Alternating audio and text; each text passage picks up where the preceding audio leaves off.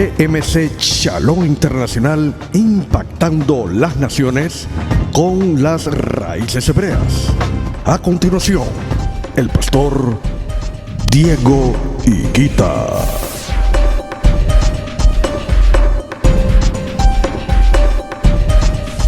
Vamos a iniciar con el servicio de el mensaje de la Parashá, la administración de la Parashá de esta semana.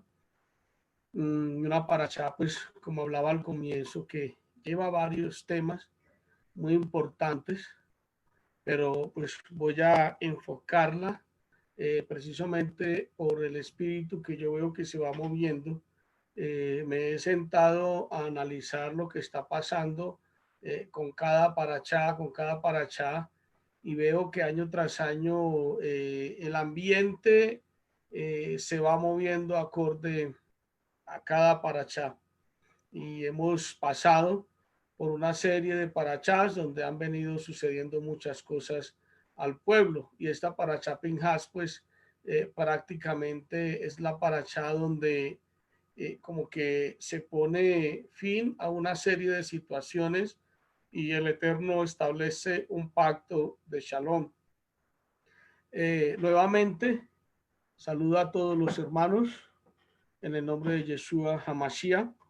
El Eterno sea bendiciendo sus hogares, sus casas, sus familias, cada congregación que está conectada hoy con nosotros. El Eterno les bendiga grandemente. Para esta semana estuvimos estudiando la parashá Pinhas.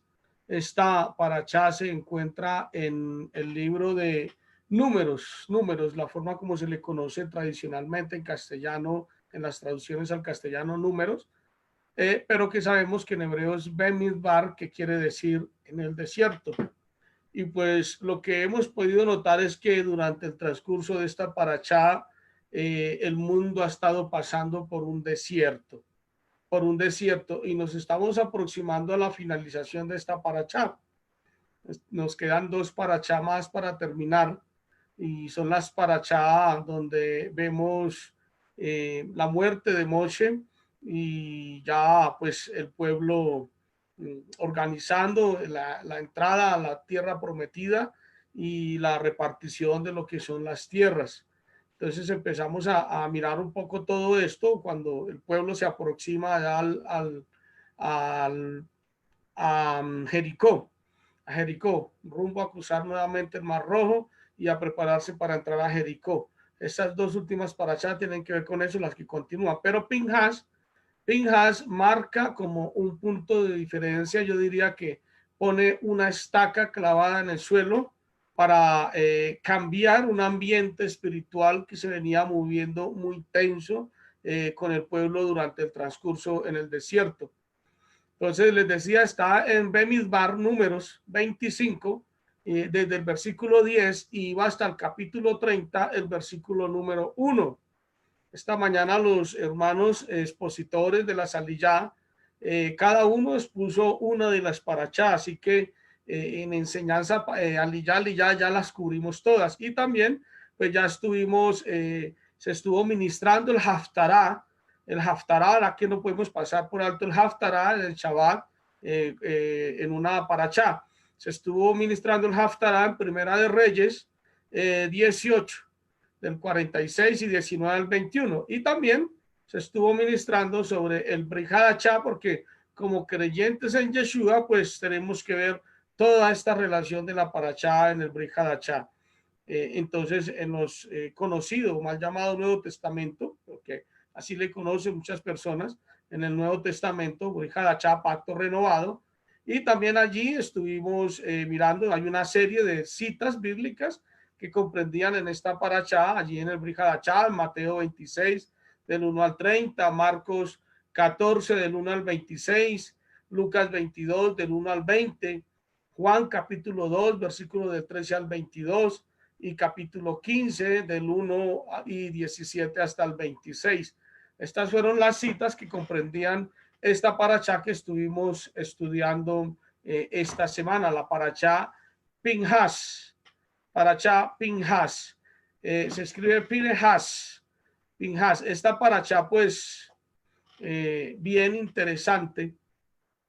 En el versículo 10 de la parachá, vayan todos en sus Biblias, pero antes vamos a hacer la bendición por la lectura de la Torá. Yo les pido allí todos inclinar sus rostros con reverencia y vamos a hacer esta bendición por la lectura de la Torá. Amén. Baruch atah Yahweh Eloheinu melech haolam asher bahar banu mikol ha'amim benatan lanu et torato. Baruch atah Yahweh noten hatorá. Amén. Bendito eres tú, Yahweh, Elohim nuestro y Rey del universo, quien nos has escogido de entre todas las naciones y nos has entregado tu Torá. Bendito eres tú, Yahweh, donador de la Torá. Amén y amén. Bendito el Eterno. Quiero hacer una oración pidiendo al Eterno pues que nos guíe a todos a recibir esta palabra, que el Eterno pues nos ayude a tener un espíritu de mansedumbre para recibir la palabra. Que si alguien, y me gusta advertir esto, quiero ministrar la palabra acorde al espíritu que está moviendo la palabra, no acorde a mi espíritu, a mis emociones. Que el Eterno me guarde, que yo no predique, enseñe o ministre conducido por mis emociones o sentimientos como humano, sino que sea realmente el propósito para el cual el Eterno ha establecido esta parachá. Ahora, si en el transcurso de toda esta enseñanza, esta parachá le llega a dar como duro, va a sentir como que, hey, pastor, como que me la está echando a mí. Yo quiero decirle una frase que escuché de un pastor muy querido, y la frase decía: al que le caiga el guante, que se arrepienta. De tal manera que si al escuchar esta parachá hay algo que usted siente que está tocando su vida, hay algo que usted siente como que empieza a rayar con tal vez ese orgullito que hay que bajarlo, con esa altivez que hay que bajarla, o que raya con esa condición que está llevando por allá ocultamente, con cualquier tipo de situación, que usted tenga la capacidad de decir: Padre, gracias porque esta palabra la estás dando para quebrantar mi vida, para que yo pueda hacer un teshuvá, un tikkun, rectificar y poder llevar un caminar recto conforme a tu Torah.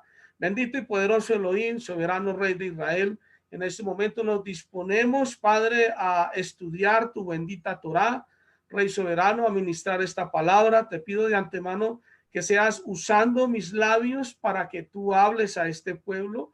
Guárdame que no sea yo quien ministre a través de emociones o sentimientos, sino que sea ministrando conforme al propósito para el cual tú estableces tu bendita palabra, para que de esta forma esta palabra pueda llegar al corazón, penetrar hasta lo más profundo de cada ser, de cada persona, y pueda ser recibida, que esta palabra cumpla el propósito en cada vida, Padre.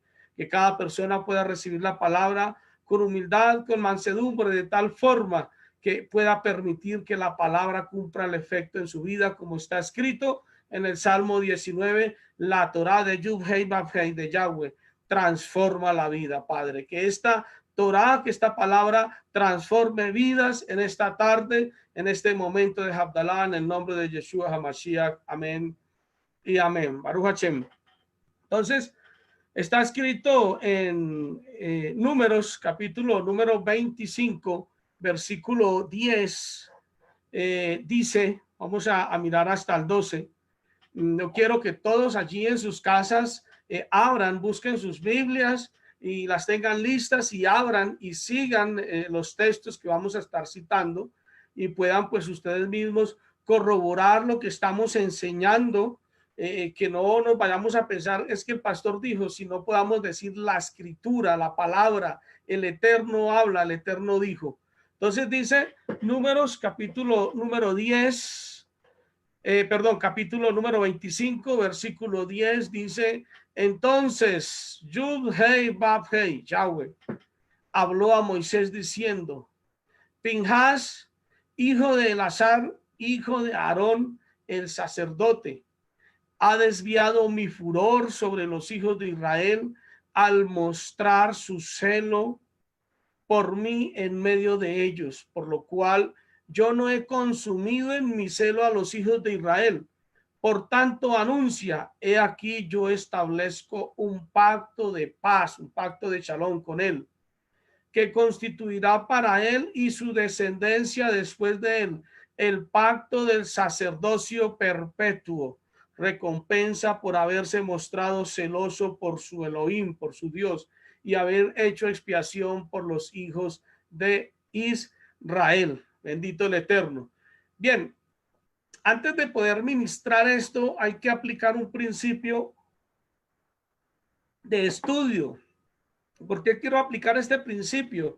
Porque tal vez muchas personas por primera vez hoy estén conectadas y sea su primera parachá y no estuvieron en la parachá pasada donde se habló sobre un hecho un poco lamentable, o más bien muy lamentable, que desencadenó un actuar que tuvo Pinhas, y eso estaba ahí más atrasito.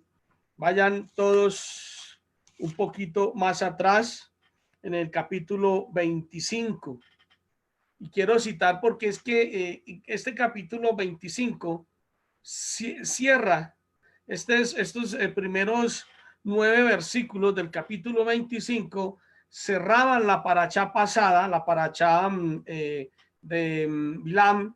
La vez pasada estudiamos la parachá, finalizamos con la parachá Bilán, estábamos estudiando 2 parachás y se cerró con Bilán. Estábamos mirando estos 2 estudios desde la semana pasada. Estábamos mirando la parachá Balak se llama así, parachá Barak, y estábamos mirando la parachá Jucat, el sacrificio de la vaca roja, y finaliza con Bilam. Pero quiero citar esto porque esto hace una cadena, es un continuar de la parachá Pinhas, y voy a hacer la lectura. Dice: cuando Israel estaba en Sitín, el pueblo se profanó prostituyéndose con las mujeres moabitas, quienes invitaban al pueblo a sus sacrificios para su deidad. El pueblo participó de ellos y adoraron aquella deidad. Así Israel se apegó a Baal Peor. Y Yahweh se enojó con Israel. Yahweh le dijo a Moshe: toma a todos los líderes principales y haz que los impalen públicamente delante de Yahweh, para que la ira de Yahweh se aparte de Israel. Mire lo que había sucedido aquí, y es que aquí tenemos que hacer una conexión. Recordemos que a la final Balaam, aunque para favorecer a Balak, al rey moabita, él quería pronunciar palabras de maldición contra Israel, pero a la final, a la vez también sabía que no podía hacerlo, porque lo que el Eterno ha bendecido, no hay nadie quien pueda maldecirlo. Por eso es que está escrito, y eso lo citó Balak mismo, cuando abrió sus labios, y fue el Eterno quien habló y bendijo a Israel. Y cuando dijo: benditos sean los que bendigan a Israel y malditos sean los que maldigan a Israel. Eso lo pronunció Balaán mismo. Entonces, como este hombre no encontró la forma de que con sus labios pudiese maldecir al pueblo de Israel, tomó nota ya con el rey de Moabita, con Balak, y le dio un detalle. Y el detalle era la debilidad de los hijos de Israel, diríamos en nuestra cultura actual, por las faldas. Entonces él le dio la clave a Balak para poder prevalecer sobre ellos, porque él sabía que no los podía maldecir, y le dio la clave, y la clave era la debilidad de los hombres, de aquellos hombres que salían a la guerra en el pueblo de Israel, y esa debilidad fueron las mujeres. Se dejaban llevar por las mujeres, de tal manera que eso fue lo que hizo el rey moabita, y no envió soldados a la guerra, sino que envió mujeres a seducir a los varones israelitas y a llevarlos a ofrecer culto a sus dioses, a Baal Peor, a través de la fornicación, porque esa era una costumbre de los pueblos paganos, y era ofrecer culto a través de relaciones sexuales, a través de la fornicación, ofrecer culto a los ídolos. O sea que este pecado de fornicación era un pecado de idolatría en el que se ofrecía culto a los ídolos, se hacían unos rituales y se ofrecía eso como una forma de honra y culto a lo que era la fertilidad, que muchos pueblos pues hacían ese tipo de prácticas. Entonces el pueblo participó de esa deidad, de tal manera que el Eterno se enojó contra Israel y por eso llamó a Moshe y le dijo que tomara a los líderes principales y haz que los impalen públicamente. O sea que habíamos visto que muchos de los líderes del pueblo de Israel habían caído en esta misma falta, de tal manera que él ordena que los impalen. O sea, fue una orden tremenda. El Eterno lo que envió a Moshe fue a que cortara de esa forma el pecado, porque había venido la ira del Eterno sobre el pueblo y a través de una plaga estaban muriendo las personas. Entonces, por eso dice en el versículo que estamos leyendo, dice, haz que los impalen públicamente delante de Yud-Hei Vav-Hei, para que la ira de Yahweh se aparte de Israel. Así que Moshe dijo a los oficiales de Israel, cada uno de ustedes mate a aquellos de sus hombres que se hayan apegado a Baal peor. Les dio la orden a los comandantes, vayan a sus casas y cada uno de las tribus donde ustedes vean los que se hayan apegado a Baal peor, es decir, los que se hayan contaminado o practicado este tipo de fornicación idolátrica, este tipo de prostitución que hicieron allí, les dio la orden de que los mataran, los exterminaran. Esa sería la forma de apartar la ira del Eterno de ellos. Entonces, cuando el Eterno le da esa orden, allí pasa, entonces dice, en ese momento, cuando Moshe da la orden para que hagan eso, aparece un hombre. Dice, en ese momento, uno de los israelitas vino y les trajo una mujer midianita a sus compañeros, a la vista de Moshe y de toda la comunidad israelita que lloraba a la entrada de la carpa de reunión. Miren lo que hizo este hombre. Trajo una madianita y dice que la llevó a la vista de todos. El pueblo estaba a la entrada del Mishkan, de la carpa, y estaban todos afuera a la entrada llorando porque había una plaga y habían muerto muchos israelitas y esa plaga no se detenía. Por eso todos lloraban. Y este hombre llegó con esta mujer con la cual cometía el acto de fornicación o de idolatría que estaba cometiendo, este acto de inmoralidad, y la llevó y se la presentó a Moshe delante de toda la carpa, dice aquí. Y daba la casualidad, o tal vez no la casualidad, porque el hombre pensó lo que hacía, y es que esta mujer era una madianita, Dice que la trajo una mujer madianita a sus compañeros a la vista de Moshe, para que Moshe lo viera y toda la comunidad lo viera. Dice, cuando Pinhas, hijo de Elazar, el sacerdote, vio eso, salió de la asamblea y tomando una lanza en la mano, siguió al israelita hasta la alcoba y los traspasó a los dos, al israelita y a la mujer, por el vientre. Entonces se detuvo la plaga contra los israelitas. Los que murieron de la plaga sumaron 24,000. Entonces, este actuar de Pinhas, de levantarse en el momento en que el hombre se presentó ante Moshe con esta mujer madianita, este actuar de él hizo que se detuviera la plaga, porque esa era la orden que el Eterno había dado. El Eterno dio la orden que exterminaran a todos aquellos que se habían contaminado, y eso fue lo que hizo Pinhas. Pinhas en ese momento tuvo un celo del Eterno, un celo por el Eterno, y se levantó y los traspasó en medio de toda la comunidad, siguió al hombre y llegó y lo traspasó a él y traspasó a la mujer madianita.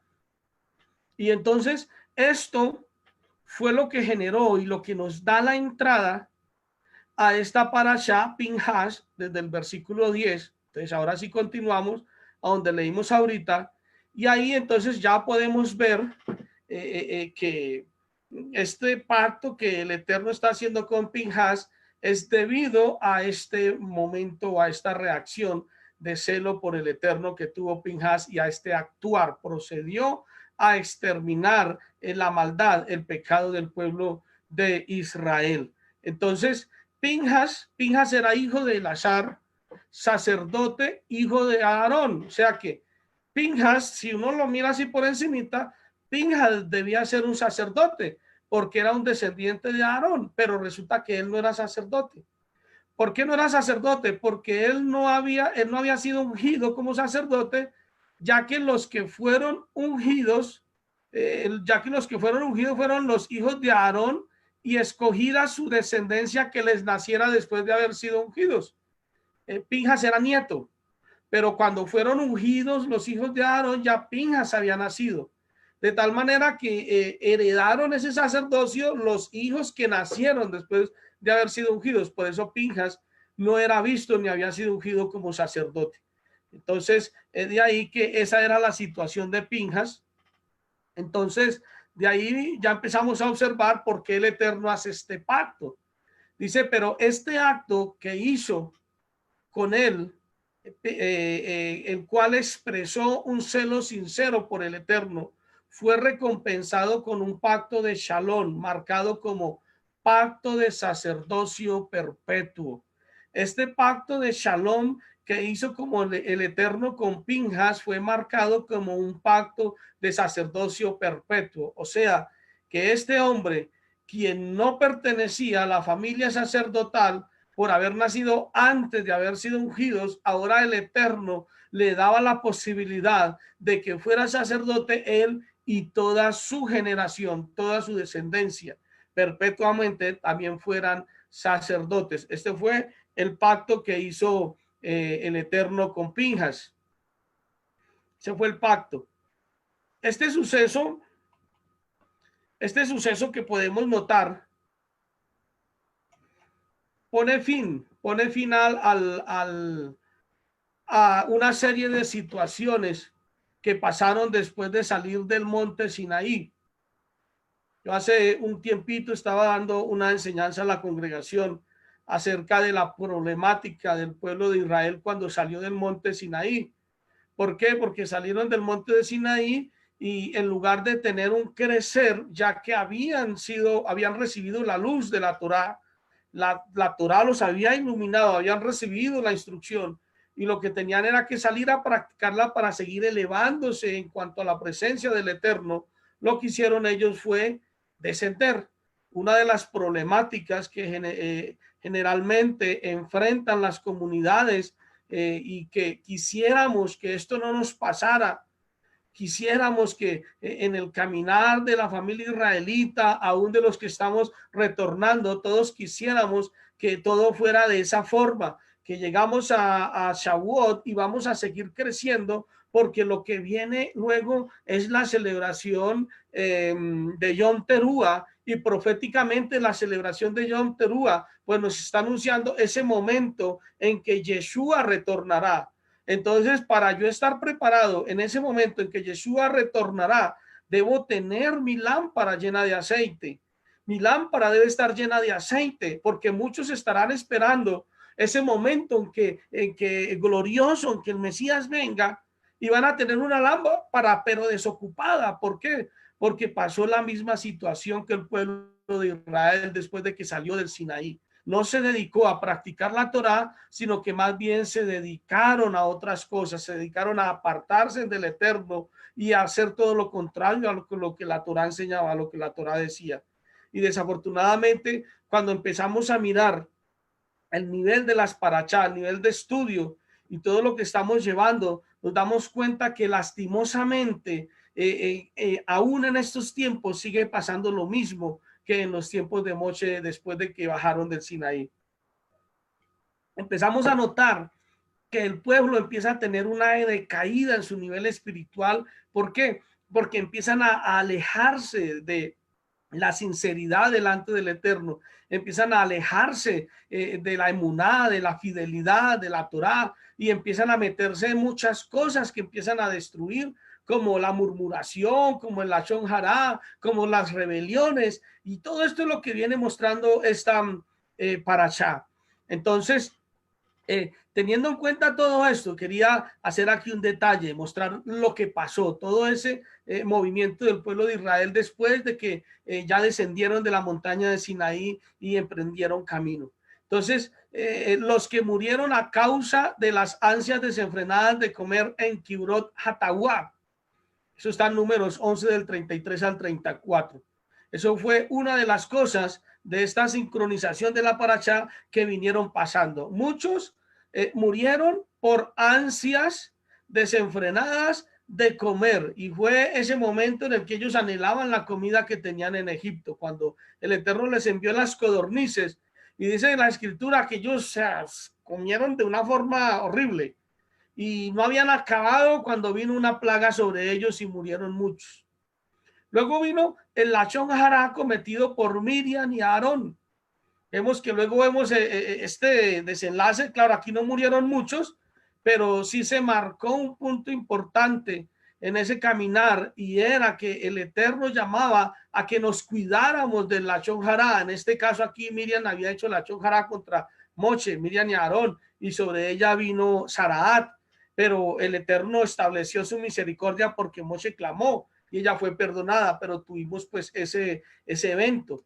Luego vinieron los 2 espías y la rebelión del pueblo, que provocó la sentencia de que no entrarían en la tierra prometida los que habían sido censados a partir de 20 años. Ahorita vamos a mirar una tabla donde está ese censo. Entonces vino esa sentencia. Todos los que habían sido censados mayores de 20 años en adelante, que eran aptos para ir a la guerra, todos ellos, todos los que salieron, no entrarían a la tierra prometida, sino sus hijos. Entonces, ese fue otro de los hechos, cuando esos espías, 10 de los 12 espías, sembraron desánimo contra el pueblo. Al pueblo le sembraron desánimo contra el Eterno, más bien, y sembraron murmuración. El pueblo murmuró contra Moisés, contra el Eterno, y por eso el Eterno derramó su furor y dijo, él los iba a destruir, pero Moshe intercedió. El Eterno le dijo que no entrarían ninguno a la tierra que le había prometido a sus padres. Eso lo encontramos allá en Números 14, 20 al 24 y versículo 30. Ahí vemos que los únicos que exceptuaron esto fueron Yahoshua y Caleb, quienes sí mantuvieron su emuná y estaban seguros y convencidos de que sí podían ingresar a esa tierra. Luego vino la rebelión de Coraj, que dejó 14.950 muertos aproximadamente. Esta rebelión donde un líder se levanta, es un líder el que se levanta contra Moshe, contra Aarón y contra el Eterno, porque quien se levantaba contra Moshe, que era la autoridad puesta por el Eterno, se estaba levantando contra el Eterno. Y vemos que este acto de rebeldía prácticamente dejó 14.950 muertos. Fue otro hecho lamentable y desastroso. Y ahí vemos cómo el pueblo de Israel fue quedando en el desierto. Por eso esta parashá Bemidbar, en el desierto, y vemos todos estos hechos que narra este libro de Bemidbar, de Números, en el desierto. Y vemos cómo el pueblo de Israel quedó en el desierto. Todos aquellos que fueron censados fueron quedando en el desierto. Entonces, esa rebelión. Y lo que yo quiero, amados hermanos, es que ustedes tengan en cuenta cómo este mover espiritual, y uno viene a mirar y empieza a ver que ese mover todavía se sigue dando ese mover espiritual, y no debería ser así. Deberíamos nosotros aprender de las experiencias para que pudiésemos marcar una diferencia, pero triste y lamentablemente empieza a ver uno ese mismo mover espiritual. Entonces fue Coraj quien se rebeló, un espíritu de anarquía, oído, porque la anarquía tiene que ver con este espíritu que había en Coraj, quien se rebeló contra Moisés y contra Aarón. Luego de esto vino la riña por el agua. El pueblo tuvo sed y riñó contra Moshe y contra el Eterno, y por agua. Por eso aquel lugar le llamaron Meriba. Y el resultado dejó la imposibilidad de Moshe y Aarón de ingresar a la tierra prometida. Tremendo. Cuando ellos tuvieron esa riña, el resultado de esa riña fue que Moshe y Aarón, su consecuencia, no pudiesen entrar a la tierra prometida, porque en ese momento se dejaron llevar o provocar por el pueblo y pues no consagraron el nombre del Eterno en ese momento, sino que hicieron su voluntad, golpearon la roca cuando no debían golpearla. Y esto hizo que el Eterno se enojara con ellos y por eso ellos no pudieron entrar a la tierra prometida. Luego, después viene la muerte de Aarón en el monte de Hor. La muerte de Aarón en el monte de Hor. Nuevamente el pueblo, después de esto, después de esta muerte, bajaron del monte y el pueblo por el camino empezó nuevamente a hablar mal, la Shonjara, a hablar contra Moshe, contra Elohim. Y mordidos por serpientes murieron muchos israelitas. Muchos israelitas, dice ahí en el texto, cuando uno le dice que fueron mordidos y que murieron muchos, ahí no dice cuánto, pero muchos es muchos. Luego dice, por último, el lamentable hecho de la caída con las moabitas y madianitas que causó 24,000 muertos, el hecho que desencadena o que nos lleva a esta parachá de Pinhas, este hecho lamentable. Voy a un momentico a mostrar aquí una tabla que quiero que todos visualicen, porque pues en esta parachá hay un censo. Voy a compartirla.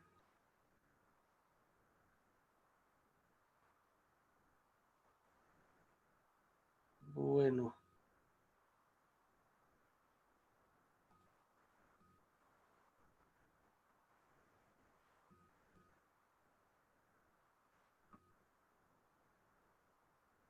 Aquí está la tabla, creo que ya la deben estar viendo.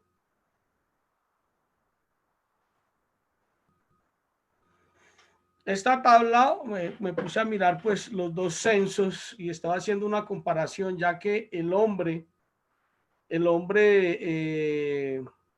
Zimri, este hombre que fue el que fue traspasado por Pinhas, este hombre era de la tribu de Shimón, de Simeón. Y miramos aquí en esta tabla y vemos el censo y ahí vamos a ver todo lo que sucedió. Entonces vamos a mirar el censo. Cuando el pueblo de Israel salió del Sinaí, el Eterno le ordenó a Moshe hacer un censo y luego ya al final le ordena hacer otro censo. Este censo para que Moshe hace cuentas de lo que el Eterno le entrega, y el censo final Moshe entrega cuentas de lo que le va a entregar a Josué, a quien lo va a reemplazar. Él le entrega cuentas. Entonces miramos aquí que Moshe recibió de la tribu de Rubén, recibió 46,500 hombres. Estamos hablando de los mayores de 20 años, todos los que podían estar en la guerra, los hombres a partir de 20 años. Entonces tenemos a Rubén 46,500, Simeón 59,300, Gad 45,650, Yahudá 74,600, Isaacar 54,400, Zebulún 57,400, Joseph fueron 40,500, en Efraín, o sea, de los hijos de Joseph, Efraín 40,500 y Menashe 32,200. Los benjaminitas fueron 35,400. Dan, los hijos de Dan fueron 62,700. Asher habían 41,500 y Neftalí 53,400. El total de los hombres capacitados para la guerra, los hombres que fueron censados, fueron 603,550 cuando el pueblo salía apenas del Sinaí y se preparaban a cruzar el desierto. Entonces luego vemos el final, lo que Moshe, el último censo que Moshe hace, y es el censo que recibe ya Josué. En este censo, en los rubenitas, que habían 43,730, una diferencia de 2,770, es decir, habían 2,770 hombres. Ahora, yo quiero aquí hacer una claridad y una salvedad. estos 603.550 que están anotados aquí, estos perecieron en el desierto. Ninguno de estos ingresó, excepto Caleb y Yahoshua. Esos fueron los únicos dos. O sea que hablaríamos de 603.548 hombres perecieron. Estos que estamos contando al final ya no son ninguno de estos, sino son los hijos de todos estos que están aquí. Estos del final fueron los hijos de ellos, los que cuando bajaron de la montaña, del monte Sinaí, todos ellos todavía eran muchachos y todavía no estaban listos para la guerra y ellos no fueron censados. Estos fueron esas cantidades. Los que nacieron por el camino pudieron haber nacido muchos. Recuerde que fueron 40 años. Entonces, esta lista que está aquí es una lista de nuevos hombres. Y esta lista que está aquí es la lista que pereció en el desierto. Menos dos, recordemos, menos dos, Josué y Caleb, Yahoshua y Caleb. Entonces, vemos que de los rubenitas, fueron censados al final 43.730 hombres. Le entrega Moshe a Yahoshua. De Shimón, mire cómo de Simeón disminuyó considerablemente la cantidad. O sea, de los simeonitas murieron más de la mitad. Eran 59.300 y quedaron 22.200. O sea que hubo una diferencia de 37.100 hombres. O sea que todos estos 59.300 murieron en el desierto y de sus hijos y de sus descendientes apenas habían 22.200. ¿Por qué esa disminución? Pues podemos notar que el hombre, Simri, era de la tribu de Simeón, de Simón, y al parecer esta tribu tenía muchos problemas con este tipo de situaciones y perecieron muchos en todos esos momentos en que pereció gente. Entonces fue bastante considerable la disminución del pueblo de Simeón. Total, fueron 37.100 hombres menos que entregaba Moshe a Yahoshua. Luego tenemos Gad, que también fueron 40.500, una disminución de 5.150. Luego Yahudá, los yahuditas aumentaron en 1.900, se entregaron 76.500. Luego vimos a Isaacar, que fueron 64.300, también aumentaron en 9.900. Luego vemos a Zebulún, que se entregaron 60.500, o sea que aumentaron en 3.100. Luego vemos a Efraín disminuyó en 8.000. Mire que Efraín tuvo disminución de hombres y de todas formas sobre Efraín estaba profetizada que iba a ser la multitud de las naciones. Pero aquí esta disminución de hombres nos está mostrando precisamente lo que está mostrando el acto de los efraimitas de irse a las naciones, disminuidos como hombres de pacto, pero pues a los cuales alcanzó la misericordia del Eterno. Pero hubo disminución en 8.000. Joseph, Menashe, hijo de Joseph, fueron 32.200 y se entregan 52.700, aumentaron en 20.500. La tribu de Manasés fue la que más aumentó.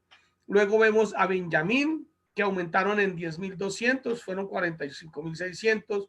Luego vemos a Dan, que aumentaron en 1.700. Luego vemos a Asher, que aumentaron en 11.900. Y a Neftalí, que disminuyeron en 8.000. Cuando hacemos la suma de todo, los hombres que Moshe le entrega a Yahoshua fueron 601.730 los capacitados para ir a la guerra. Y quiere decir que el número con respecto a cuando salieron del monte disminuyó en 1.820. ¿Por qué hubo una disminución y no un aumento? Lo lógico y lo normal es que después de 40 años pues hubiesen abundado, o sea, hubiesen crecido y hubiesen sido muchos, el doble o el triple de los que salieron. Eso sería lo lógico del asunto, porque pasaron 40 años y vinieron, les nacen hijos, y así las descendencias empiezan a aumentar. Pero tristemente disminuyeron en 1.820 hombres, y aquí se debe a que hayan disminuido, en lugar de aumentar el número, de hombres capacitados para la guerra. Se debe precisamente a todo eso de lo que estábamos hablando ahorita. Se debe precisamente a esos momentos en que el pueblo de Israel continuamente estaban fallando de diferentes formas, que finaliza con el hecho lamentable de los hijos de Israel prostituirse con las moabitas. Después de este análisis hecho, quiero enfocar la administración de esta parashá en la trama que genera el argumento principal de la parashá, encadenado con el desenlace, que es la elección de Yahoshua como sucesor. ¿Qué es lo que quiero hacer yo?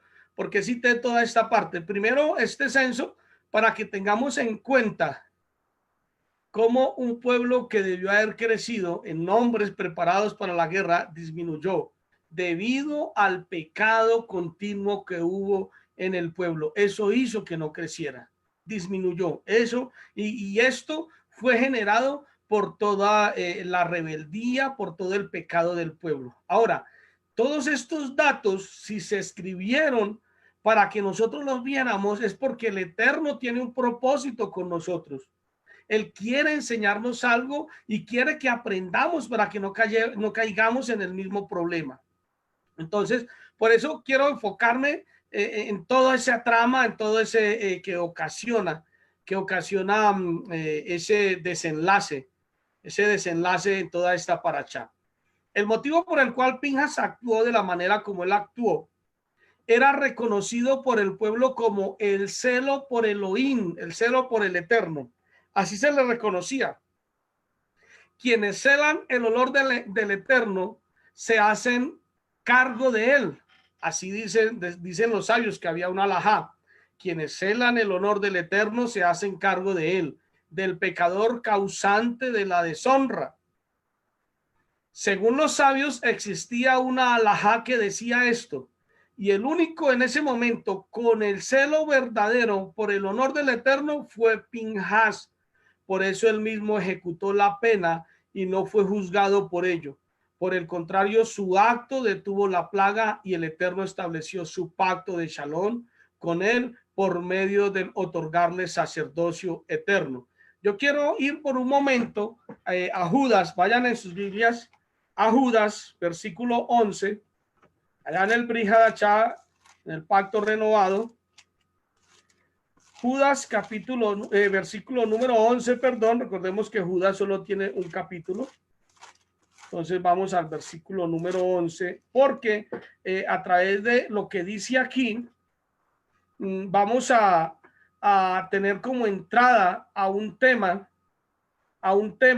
que quiero que tratemos y tiene que ver con todo esto. Y el propósito es que a través de esta parashá también podamos poner fin a ciertos episodios que puedan estar pasando en nuestras vidas, en cada hogar, en cada casa, en cada ministerio, personalmente, en cada persona, poner fin a esos procesos que están pasando. Entonces dice allí, Judas 11, dice, hay de ellos porque han seguido el camino de Caín. Por recompensa se lanzaron en el error de Balaam. Mire lo que dice, por recompensa se lanzaron en el error de Balaam y perecieron en la insurrección de Coraj. Estos que participan en sus comidas fraternales son arrecifes ocultos. Se apacientan a sí mismos sin temor alguno. Quiero dejarlo hasta ahí. Ahora más adelantico vamos a mirar de un modo más amplio esto que está escribiendo aquí Judas. Pero quiero que tengamos en cuenta que él está citando a los que siguieron el camino de Caín. Recordemos que hizo Caín, mató a su hermano. Se levantó contra su hermano. Luego también dice que por recompensa se lanzaron en el error de Balaam. ¿A qué se refiere esto? A la práctica, se dejaron seducir y practicaron la fornicación, la idolatría, se prostituyeron con las moabitas. Y a eso se está refiriendo aquí en Judas, versículo número 11. Entonces, de ahí que empezamos a ver toda esa problemática que está llevando el pueblo y vemos que hubo un hombre quien tomó la decisión y se levantó en medio de todo el pueblo y puso fin a todo esto. De una forma, por algunos juzgada tal vez, quienes no entienden y dicen, ay, qué hombre tan malo, cogió la lanza y los traspasó. Uy, no, qué hombre tan malo. Pero no miran que por causa de ese pecado que estaba cometiendo el pueblo, murieron 24,000. Entonces lo que hizo Pinhas fue eliminar la muerte y eliminar el pecado, el furor, y que parara ese espíritu o esa plaga que estaba destruyendo al pueblo de Israel. Entonces, gracias a Pinhas, se pudo detener. Entonces, él se levantó. Entonces, los sabios enseñan que había una alajá que decía esto, que el único, o sea, se podía levantar el único que en ese momento tuviera un celo verdadero por el honor del Eterno. Entonces, ese era el que se podía levantar.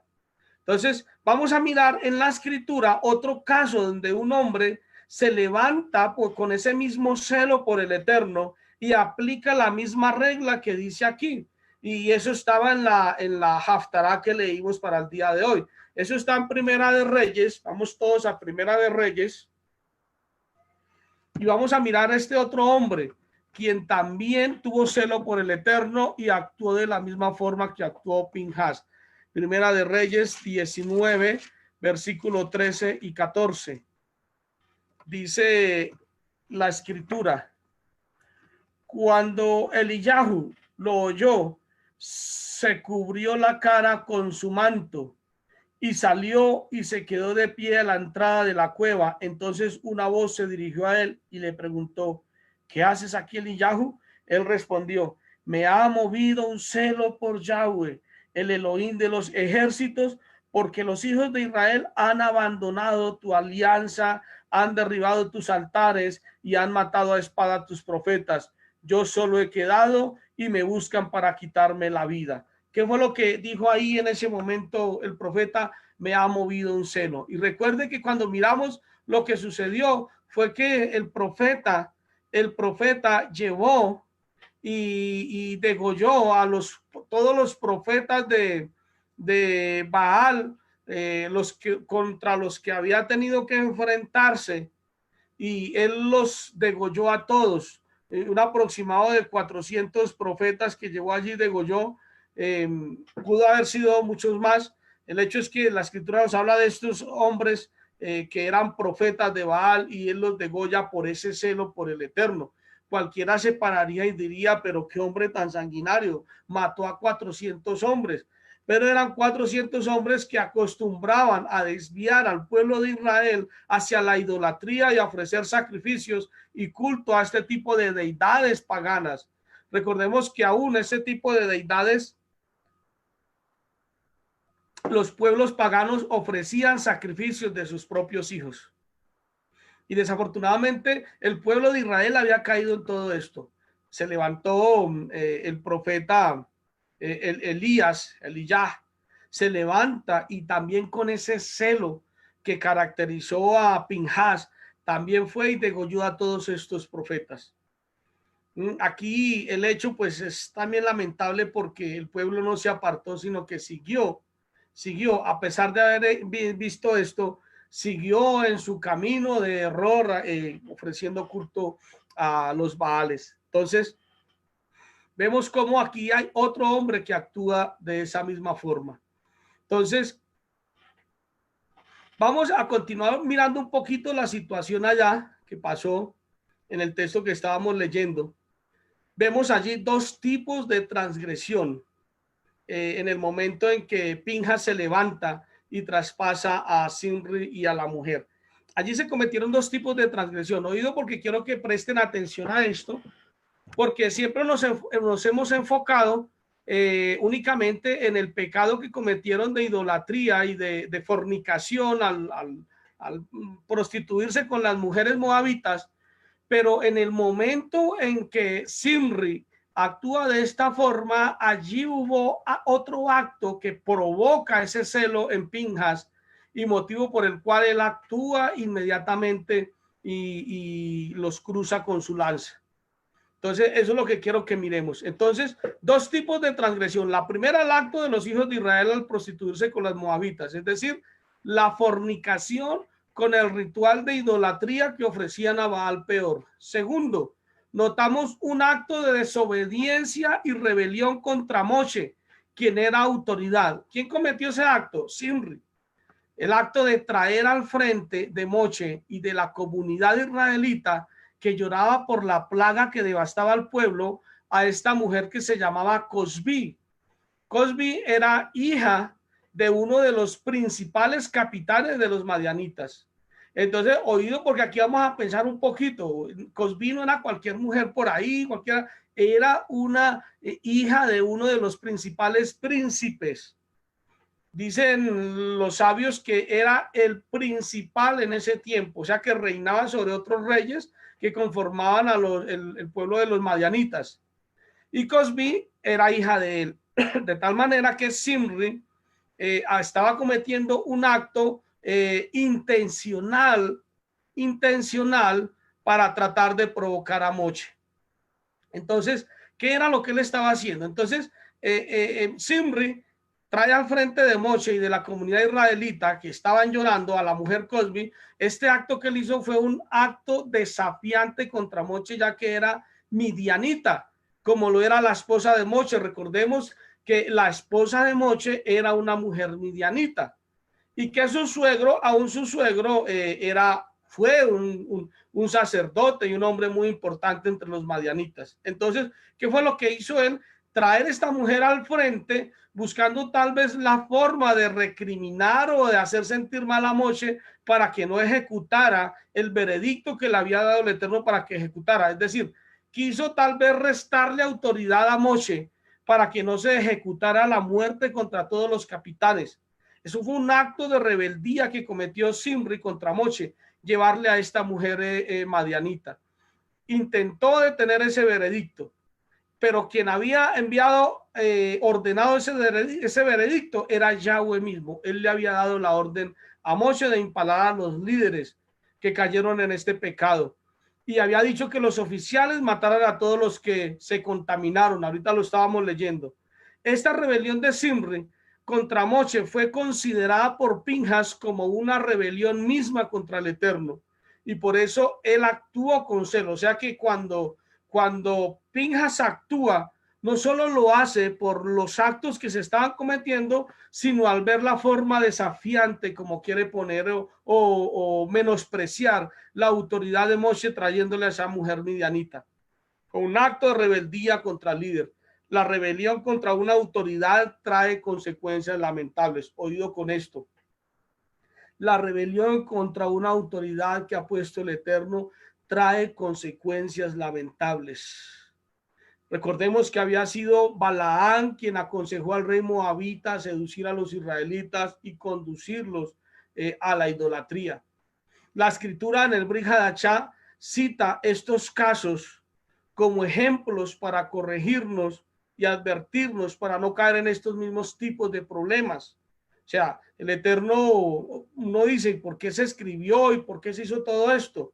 El Eterno lo cita para que nosotros no caigamos en la misma problemática que cayó el pueblo de Israel. Por eso lo cita. En Judas, miremos ahora sí en Judas, capítulo número 8, y vamos a ver que allí se habla de este pecado de rebelión, de rebeldía. Vamos nuevamente a Judas. Vamos a mirar versículos del 8 al 13. Ahora sí vamos a mirar un poco más el contexto de que al comienzo cuando leímos ahorita el otro texto. Dice en el versículo 8 de Judas, Yahudá, versículo 8, capítulo 1, versículo 8, dice: de la misma manera, también estos soñadores mancillan la carne, rechazan toda autoridad. Ese fue el pecado que se había cometido allá cuando lo que pasó, cuando Pinjas actuó. ¿Qué había hecho este hombre Simri? Había mancillado la carne y estaba rechazando la autoridad de Moshe.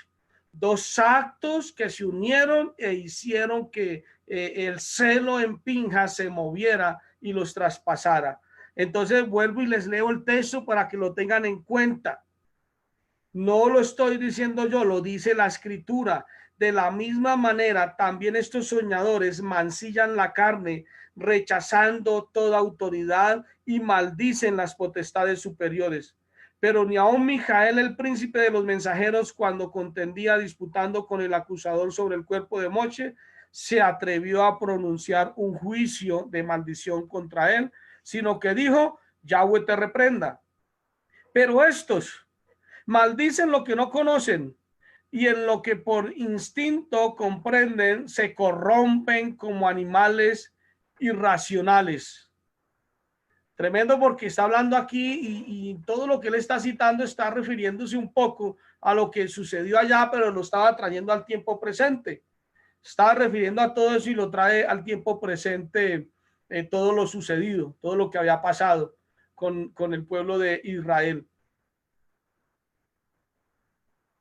Sigo leyendo. Entonces dice: ay de ellos, porque han seguido el camino de Caín, por recompensa se lanzaron en el error de Bilán. Si se dan cuenta que estamos hablando de lo mismo que pasó allá, y por eso vemos que él está citando dos causas.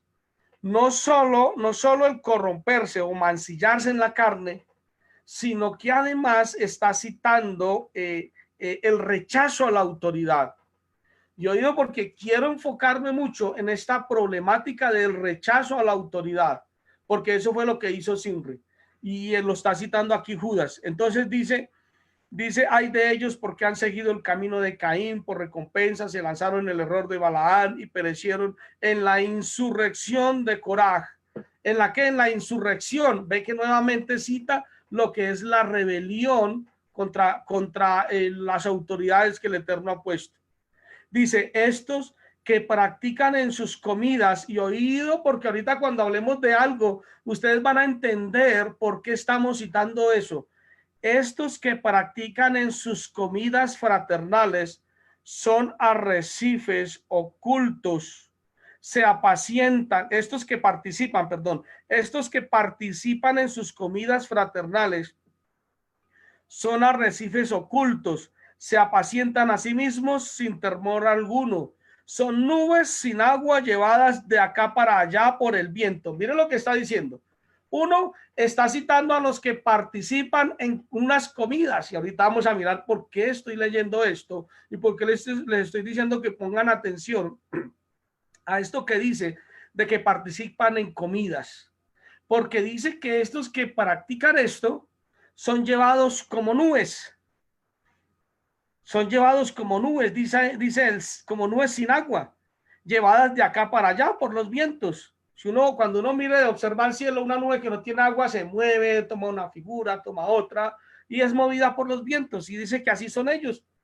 Dice que son llevados como estas nubes. Dice: son árboles marchitos como en otoño, sin fruto, 2 veces muertos y desarraigados. Son fieras olas del mar que arrojan la espuma de sus propias abominaciones. Son estrellas errantes para las cuales está reservada para siempre la profunda oscuridad de las tinieblas. Toda esta referencia que está citando aquí, todos estos datos son muy importantes para que tengamos en cuenta algo. Vamos a Apocalipsis, capítulo número 2. Les invito a que vayamos a Apocalipsis, capítulo número 2.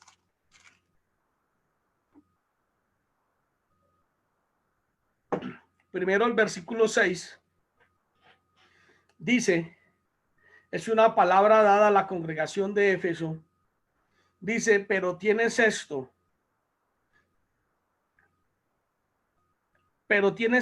que aborreces las obras de los nicolaítas, que yo también aborrezco. Oído, dice: aborreces las obras de los nicolaítas. Oído, porque quiero que pongan atención. Aquí no está hablando de un sistema, porque muchos hablan de las obras de los nicolaítas como un sistema, y esto no era un sistema, son obras de los nicolaítas.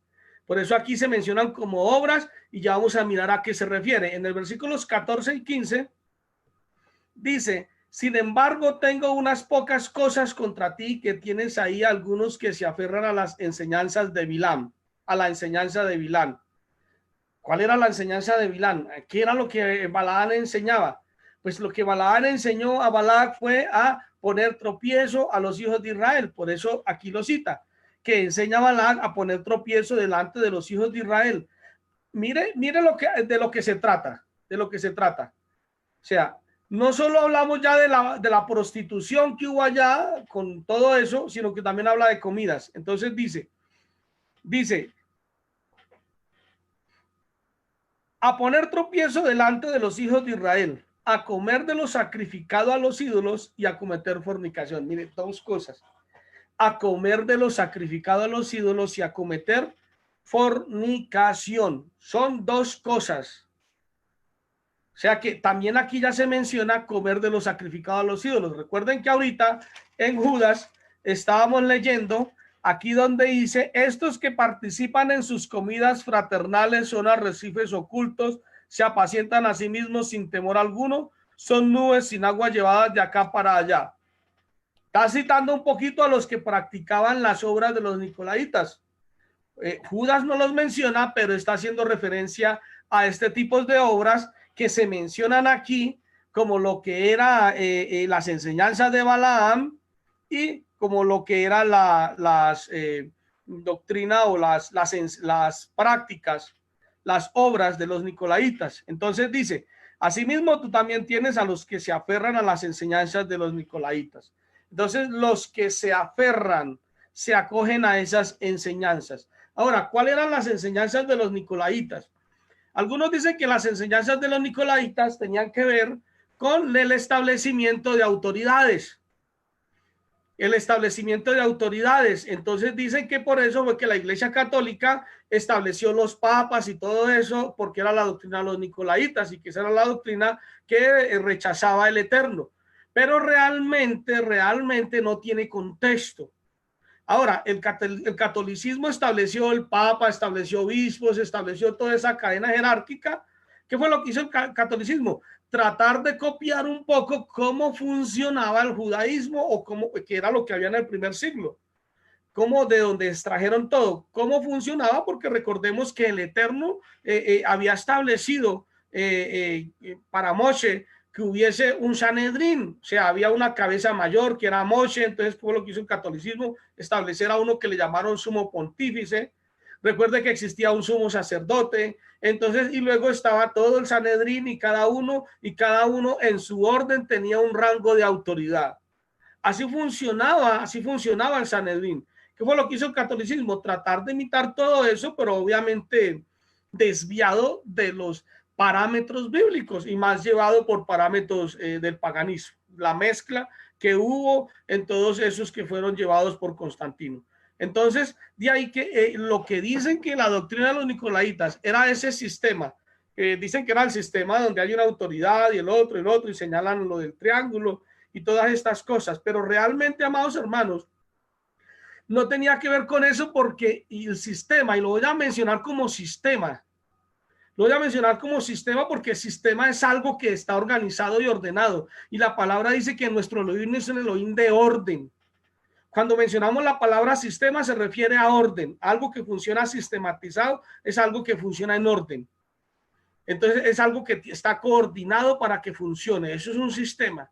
Entonces, cuando mencionamos, me atrevo a mencionar esa palabra porque sé que no es una palabra que está mal, que muchos la quieran usar y poner ahí su propia opinión y querer tergiversar eso allá ellos, pero el Eterno establece un sistema sacerdotal, un sistema en el que hay autoridad, pone a Moshe como una cabeza de autoridad, y es el Eterno quien pone autoridad y quien nos enseña y nos llama para que nos sujetemos a las autoridades. Entonces no fue una cuestión de nicolaitas y que maltrataban y todo este cuento, no. Vamos a mirar un poco mejor qué eran las enseñanzas de los nicolaitas. Yo obtuve este documento y lo voy a citar porque estuve revisando esto y me pareció un documento muy serio, de un instituto muy serio, y voy a citarlo como está escrito. Para que respetemos la autoría del autor y para que todos podamos ver mejor acerca de lo que era la doctrina de los nicolaitas. Yo voy a compartirles nuevamente la presentación.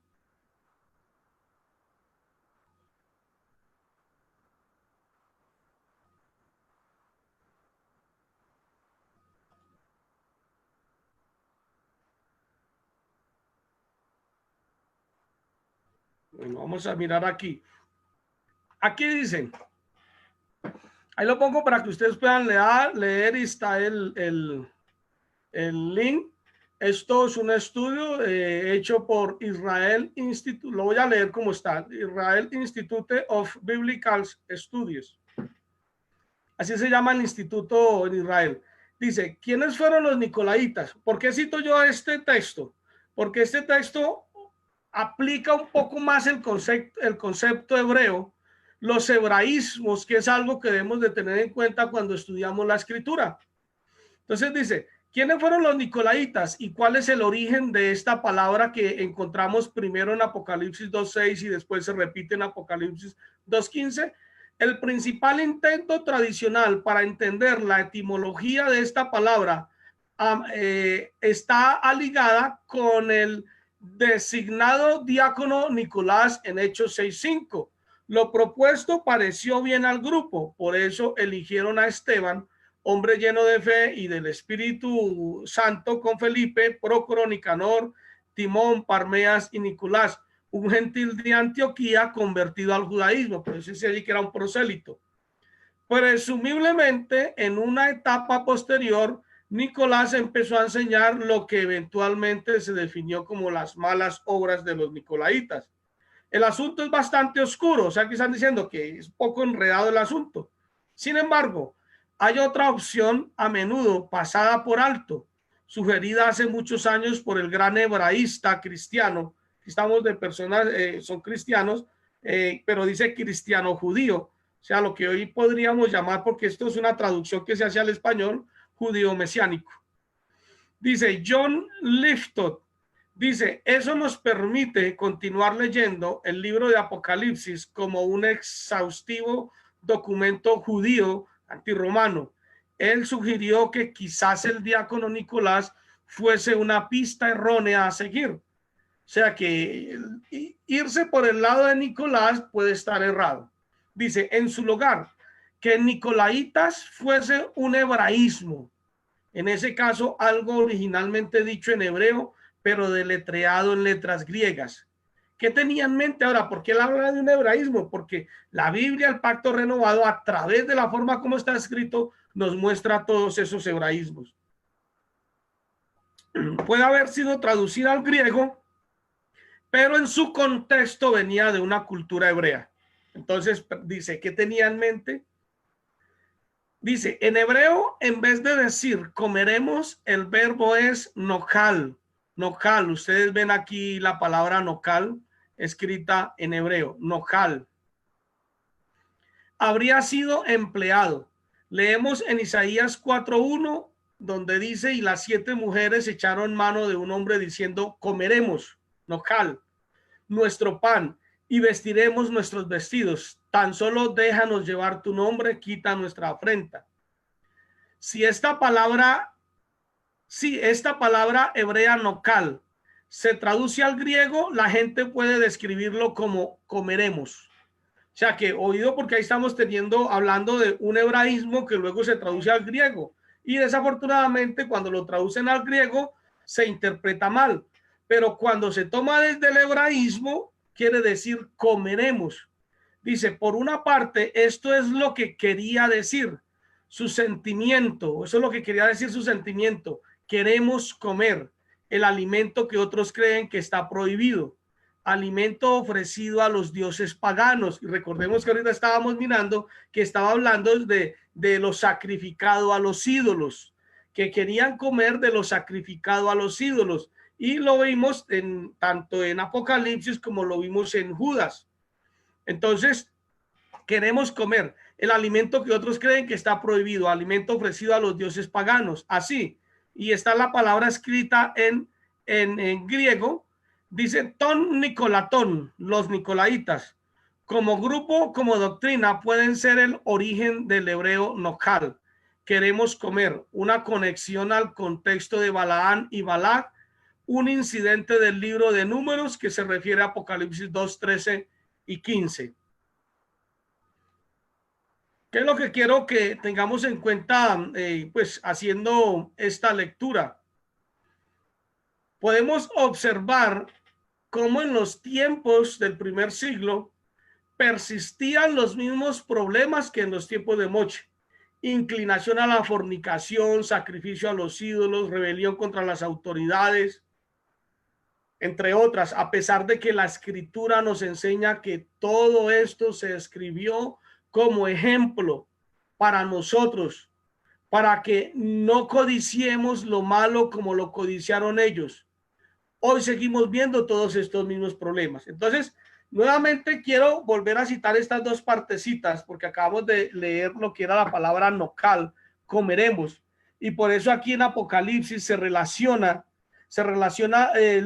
las enseñanzas de los nicolaitas o las obras de los nicolaitas, se relaciona cuando se está hablando de Balaam, de el error de Balaam. Y por eso dice que enseña a comer de lo sacrificado a los ídolos y a cometer fornicación. Según esta explicación del hebraísmo, los nicolaitas, sus enseñanzas o sus obras, ellos enseñaban que sí se podía comer de lo sacrificado a los ídolos, que estaba bien que se comiera de eso. Y muchos siguieron ese tipo de práctica. Por eso es que aquí vemos en el libro de Judas, cuando él está hablando, dice estos que participan en sus comidas fraternales. ¿Y a qué comidas se refería? A esas comidas que hacían sacrificadas o en dedicación a los ídolos. Participan en sus comidas fraternales, son arrecifes ocultos, se apacientan a sí mismos sin temor alguno. Son nubes sin agua llevados de acá para allá por vientos. ¿Por qué? Porque prácticamente al entrar en este tipo de prácticas se separaron de toda autoridad y eran llevados por el viento, de aquí para allá y de allá para acá, de aquí para allá y de allá para acá. Entonces, ¿para qué se escribió todo esto? O sea, ¿qué tiene esto que ver con nosotros? Esto lo estuve citando la semana pasada y lo quiero volver a citar. Primera de Corintios 10, del 1 al 10, porque algo tiene que ver con nosotros. Algo debe estar pasando. El movimiento espiritual que ha habido en el caminar de las Parachá dice muchas cosas. Y es ahí donde tenemos que entrar a trabajar y a entender para qué se hizo la escritura. ¿Para qué son los escritos? Siempre cuando estoy enseñando digo, tratemos de extraer lo que el Eterno quiere que realmente nosotros entendamos a través de la escritura y no meter nuestras propias ideas, no meter nuestros propios pensamientos. No hay problema más grande que cuando yo meto mi propio pensamiento y termino contradiciendo lo que la escritura dice. Entonces miremos en Corintios capítulo número 10. Primera de Corintios capítulo 10. Vayan ustedes en sus Biblias, por favor. No quiero que nadie se quede sin mirar directamente en la escritura, no importa la versión que tenga.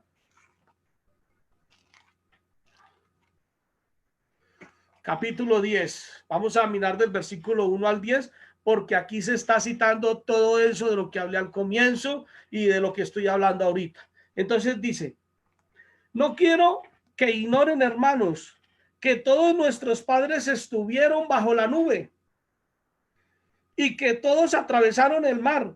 Todos en Moshe se sumergieron en la nube y en el mar. Todos comieron la misma comida espiritual. Tremendo, tremendo, porque es que él está diciendo que todos comieron la misma comida espiritual. ¿A qué se refería? Primeramente, podemos decir que al maná.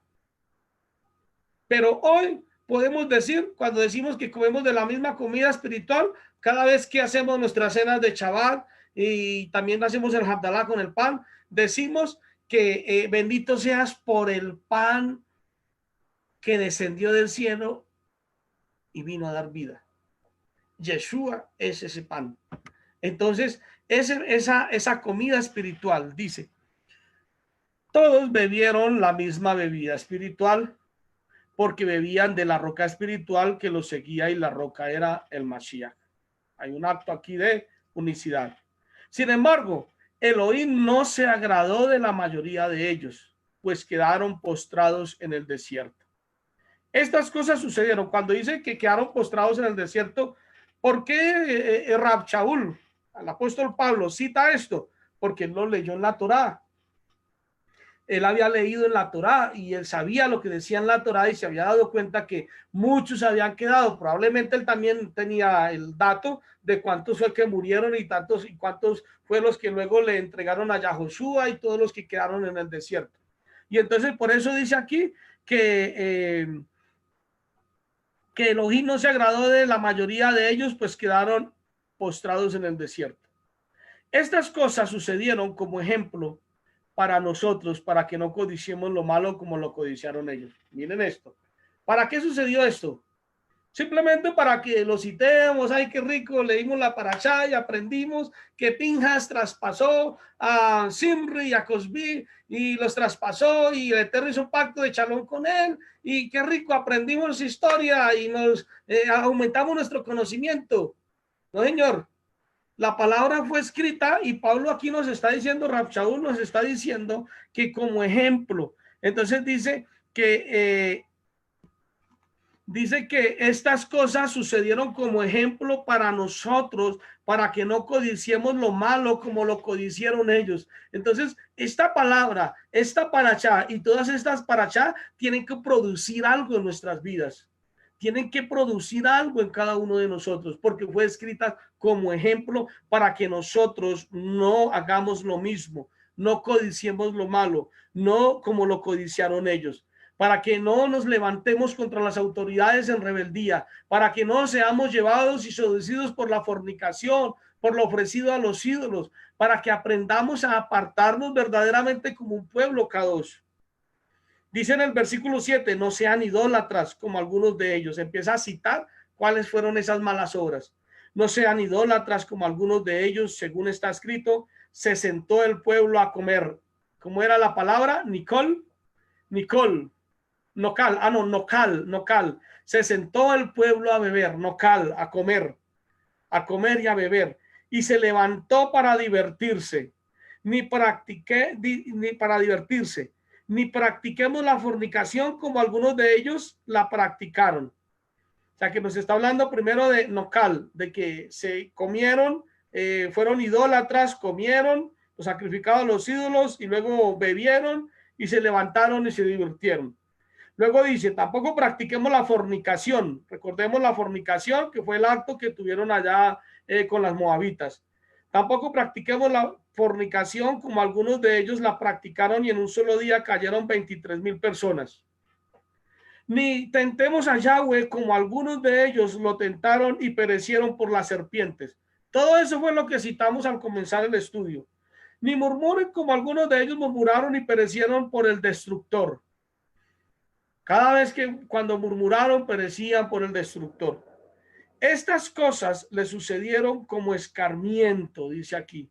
Estas cosas le sucedieron como escarmiento y se registraron como una advertencia para nosotros que vivimos en el fin de los siglos. Así que el que piensa estar firme, mire y no caiga. ¿Para quién se escribió? En ese tiempo, Pablo está hablando en tiempo presente y le está hablando a la congregación de Corinto. Una congregación que venía de todas estas prácticas idolátricas de comer a los sacrificados, a los ídolos, y estaban teniendo esta problemática y prácticamente estaba sucediendo lo mismo que había sucedido allá, y por eso Pablo les escribe, los exhorta, los anima a que tomen ese ejemplo y no sigan las mismas prácticas. Y dice que para los que estamos en el fin de los siglos, hoy nosotros lo podemos aplicar para nosotros. No sigamos las mismas prácticas que siguieron ellos. Realmente el Eterno estableció el funcionamiento de su pueblo, de su congregación sin autoridades. Oído, ¿por qué cito esto? Porque parte de toda esa problemática, y cuando vemos a Simri levantarse contra Moche llevándole una mujer madianita, que era el origen de la misma esposa de Moche, quiso provocarlo o quiso avergonzarlo tal vez para que el pueblo israelita dijera, mire, esa mujer es una madianita, así como la esposa de Moche es madianita. Posiblemente ese fue el problema que quiso. Se levantó contra la autoridad, y es ahí donde yo quiero, amados hermanos, que entendamos que entendamos, porque desafortunadamente hoy en este tiempo y acorde al movimiento espiritual, muchos se están levantando en contra de la autoridad, haciendo murmuraciones, la shonjara, hablando en contra de las autoridades que el Eterno ha establecido. Están desobedeciendo las autoridades, están enseñando la palabra y están dando el camino que el Eterno está enseñando, pero muchas veces el pueblo se revela y empieza a hacer lo contrario y empiezan a tramar y a decir cosas y a hacer cosas y tratan de hacer todas estas cosas a escondidas de las autoridades, pero el Eterno no permite que esto quede oculto y lo revela. El Eterno, saben, amados hermanos, lo que se hace por allá, el Eterno lo revela, y ahí en ese momento es donde muchas veces toca tomar la decisión que tomó Pinhas. Muchas veces debemos actuar llevados por el celo del Eterno y tenemos que cortar el pecado, tenemos que sacarlo de raíz. En muchas ocasiones pasa eso. Y esto se enseñó para que nosotros entendiésemos. Pregunto, ¿acaso el Eterno establece el funcionamiento de su pueblo, de su amada congregación, sin autoridades, que cada uno hiciese lo que quisiese? Porque eso es lo que enseñan muchos y vemos que se citan el camino de la rebelión dentro de esa problemática, así como lo cita Judas.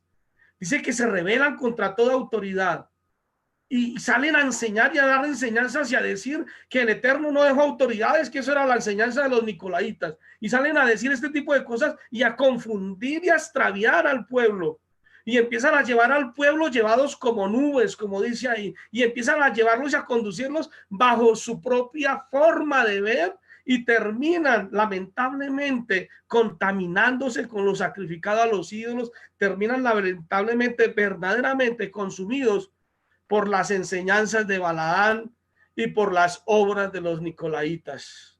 Terminan llevados en todo eso porque no tienen quien los guíen, porque se meten en la cabeza que el Eterno no estableció autoridades y que no pueden tener una autoridad, que no se deben sujetar a nadie.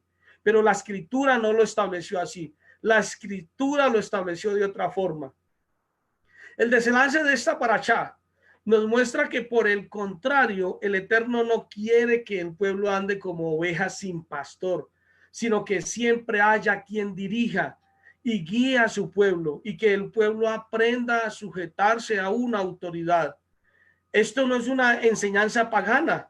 Sujetarse a una autoridad, amados hermanos, no es una enseñanza pagana, no es una enseñanza babilónica, no es una enseñanza de los pueblos paganos. Esto lo estableció el Eterno. Él fue el que estableció que nos sujetáramos a autoridades. Esto es una enseñanza del Elohim, de Abraham, de Isaac, de Jacob. Esto no es las obras de los nicolaitas. El Eterno, el sistema o el método que el Eterno estableció para un funcionamiento correcto en el caminar del pueblo es el establecer autoridades para que guíen a sus ovejas, y de esta forma sus ovejas no se extravíen. Números 27 del 12 al 23, y es precisamente donde nos toca ya con respecto a lo que fue la escogencia de Yahoshua como el sucesor de Moshe. Vamos a ir a Números capítulo número 27. Con esta parte vamos ya redondeando y cerrando todo este mensaje. Números capítulo 27, versículo del 12 al 23. Voy a leerlo rápidamente para que podamos llevar el contexto. Dice: Yahweh le dijo a Moshe: sube a esas alturas de Abarim y observa la tierra que le he dado al pueblo israelita. Cuando la hayas observado, tú también serás recogido con tu parentela, tal como lo fue tu hermano Aarón. Porque en el desierto de Tzin, cuando la comunidad se puso rencillosa, no obedeciste mi mandato de sostener mi santidad a la vista de ellos por medio del agua. Estas son las aguas de Meriba, Kadesh, en el desierto de Sin. Moshe le habló a Yahweh y le dijo: que Yahweh, fuente de aliento de toda carne, nombre a alguien sobre la comunidad, que salga delante de ellos y entre delante de ellos, y que los saque y los entre, de modo que la comunidad de Yahweh no sea como ovejas que no tienen pastor. Y repito esta frase: de modo que la comunidad de Yahweh no sea como ovejas que no tienen pastor. Y en este momento quiero llamar a los que andan por ahí como ovejas que no tienen pastor, porque el Eterno no quiere que su comunidad ande como ovejas que no tienen pastor. Y Yahweh le respondió a Moshe: escoge a Yahoshua, hijo de Nun, un hombre inspirado, y pon tu mano sobre él. Haz que se pare delante de Eleazar el sacerdote y delante de toda comunidad, o comisionalo a la vista de ellos. Invístelo con una parte de tu autoridad para que toda comunidad israelita obedezca. Pero él se presentará a Eleazar el sacerdote, quien buscará en su favor la decisión del Urim delante de Yahweh. Por esas instrucciones entrarán él y todos los israelitas, toda la comunidad. Moshe hizo como Yahweh le había mandado, tomó a Yahoshua y lo hizo pararse delante de Eleazar el sacerdote y delante de toda la comunidad. Le puso las manos encima y lo comisionó como había hablado Yahweh mediante Moshe.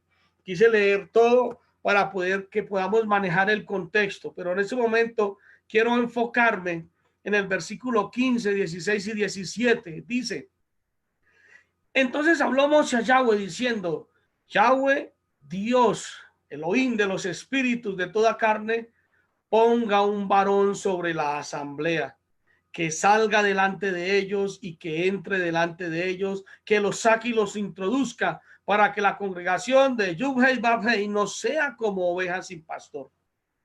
Quiero citar un comentario que está en la Tanaj edición Katz y se encuentra en otros comentarios, en otros Humash, se encuentra este comentario, y quiero citarlo porque me pareció relevante lo que están diciendo allí, para que entendamos, porque vemos que Moshe, cuando el Eterno le dice que vaya y mire la tierra, porque de la misma forma como su padre, como su hermano Aarón habían terminado sus días, también terminarían los de él. Pero en ese momento, pues Moshe, con el sentido de gran amor que tenía por el pueblo, pues lo primero que le dice a Yahweh es reconvenir que ponga otro líder.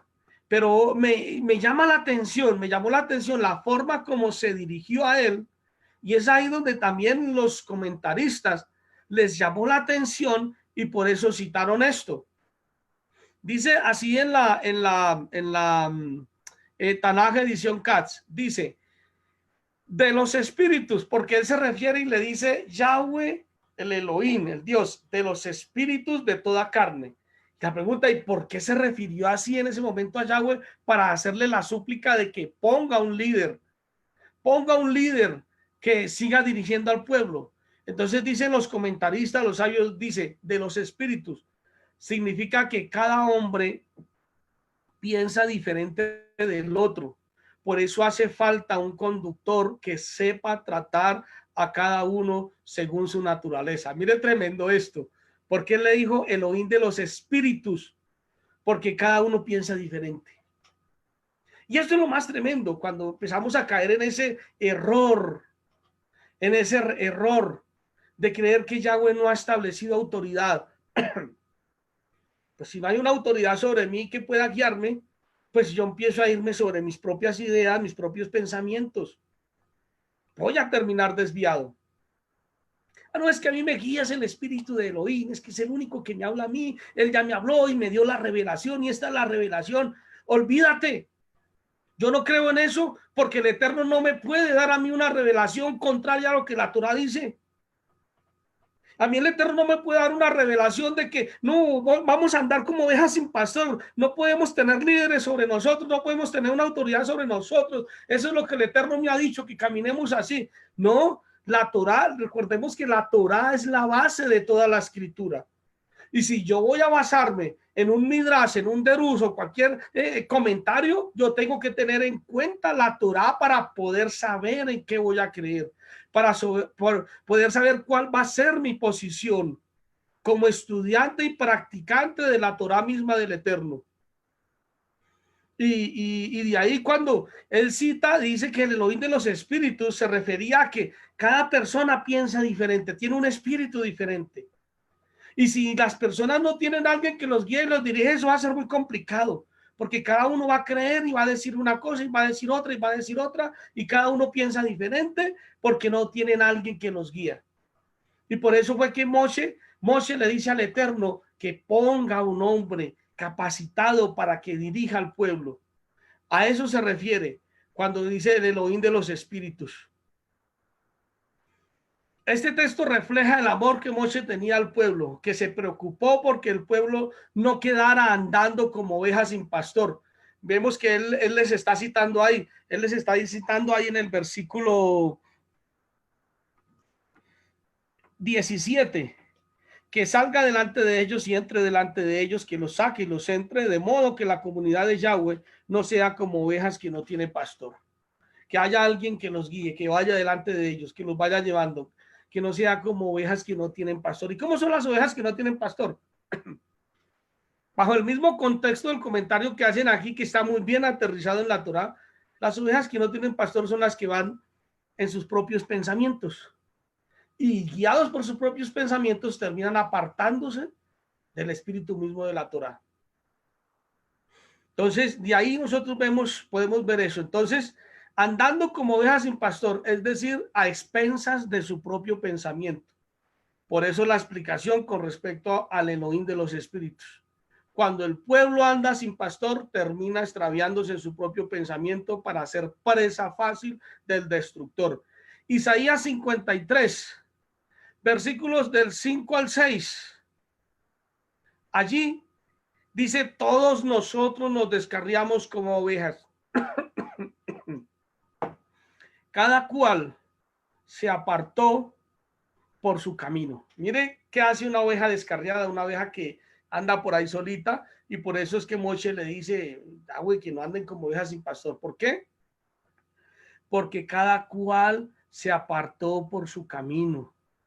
Nos descarriamos como ovejas, cada cual se apartó por su camino, es decir, por su propia forma de pensar, se fue apartando y se fue yendo.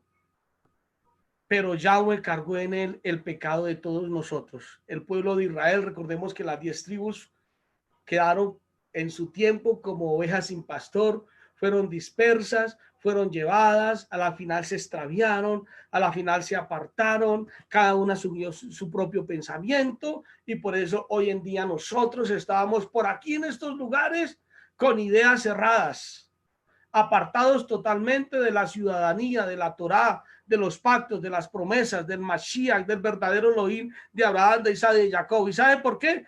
Porque nuestros padres en la antigüedad fueron dispersos como ovejas que no tienen pastor y cada cual se apartó por su camino.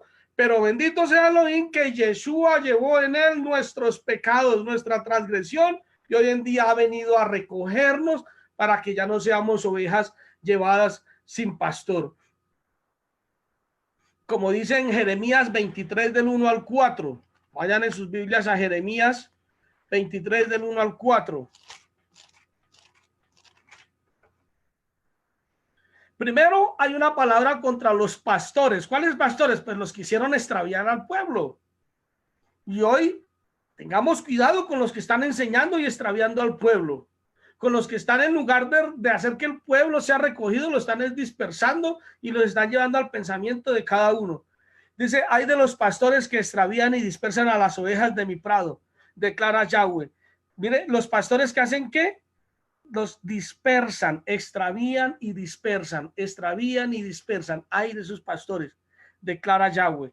Ciertamente así ha dicho Yahweh, el Elohim de Israel, a los pastores que apacientan a mi pueblo. Ustedes fueron los que dispersaron y extraviaron a mis ovejas. Se está refiriendo a quienes los estuvieron guiando y los guiaron mal, porque también debemos ser cuidadosos cuando guiamos al pueblo.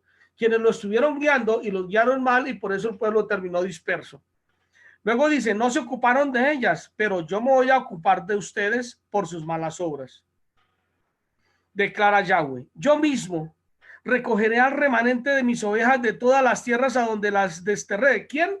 Yo mismo. Por eso enseñamos en EMS Shalom Internacional, acorde a la escritura, que Yeshua es Yahweh. Porque Yahweh está diciendo yo mismo, no otro. Yo mismo recogeré al remanente de mis ovejas de todas las tierras a donde las desterré y las haré volver a sus pastizales, donde serán fecundas y se multiplicarán. Por eso, porque Yeshua dijo, yo no he venido sino a las ovejas perdidas de la casa de Israel. Pondré sobre ellas pastores que las atiendan, no temerán más ni se atemorizarán y no faltará ninguna, declara Yahweh. ¿Qué dijo él? pondré pastores para que las atiendan. Poner esos guías, esas autoridades para que puedan atender a su rebaño.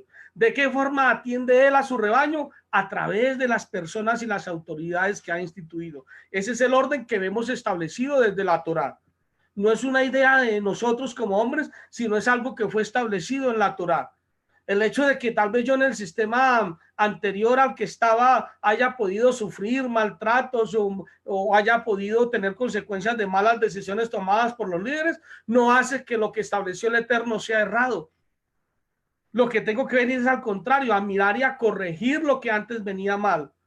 El hecho, la escritura establece dentro de sus mandamientos el diezmar, pero muchos vienen de allá porque fueron lastimados y vienen aquí a enseñar que no, el diezmo quedó abolido. ¿Cómo que el diezmo quedó abolido si la escritura dice que Yeshua no vino a abolir la Torá?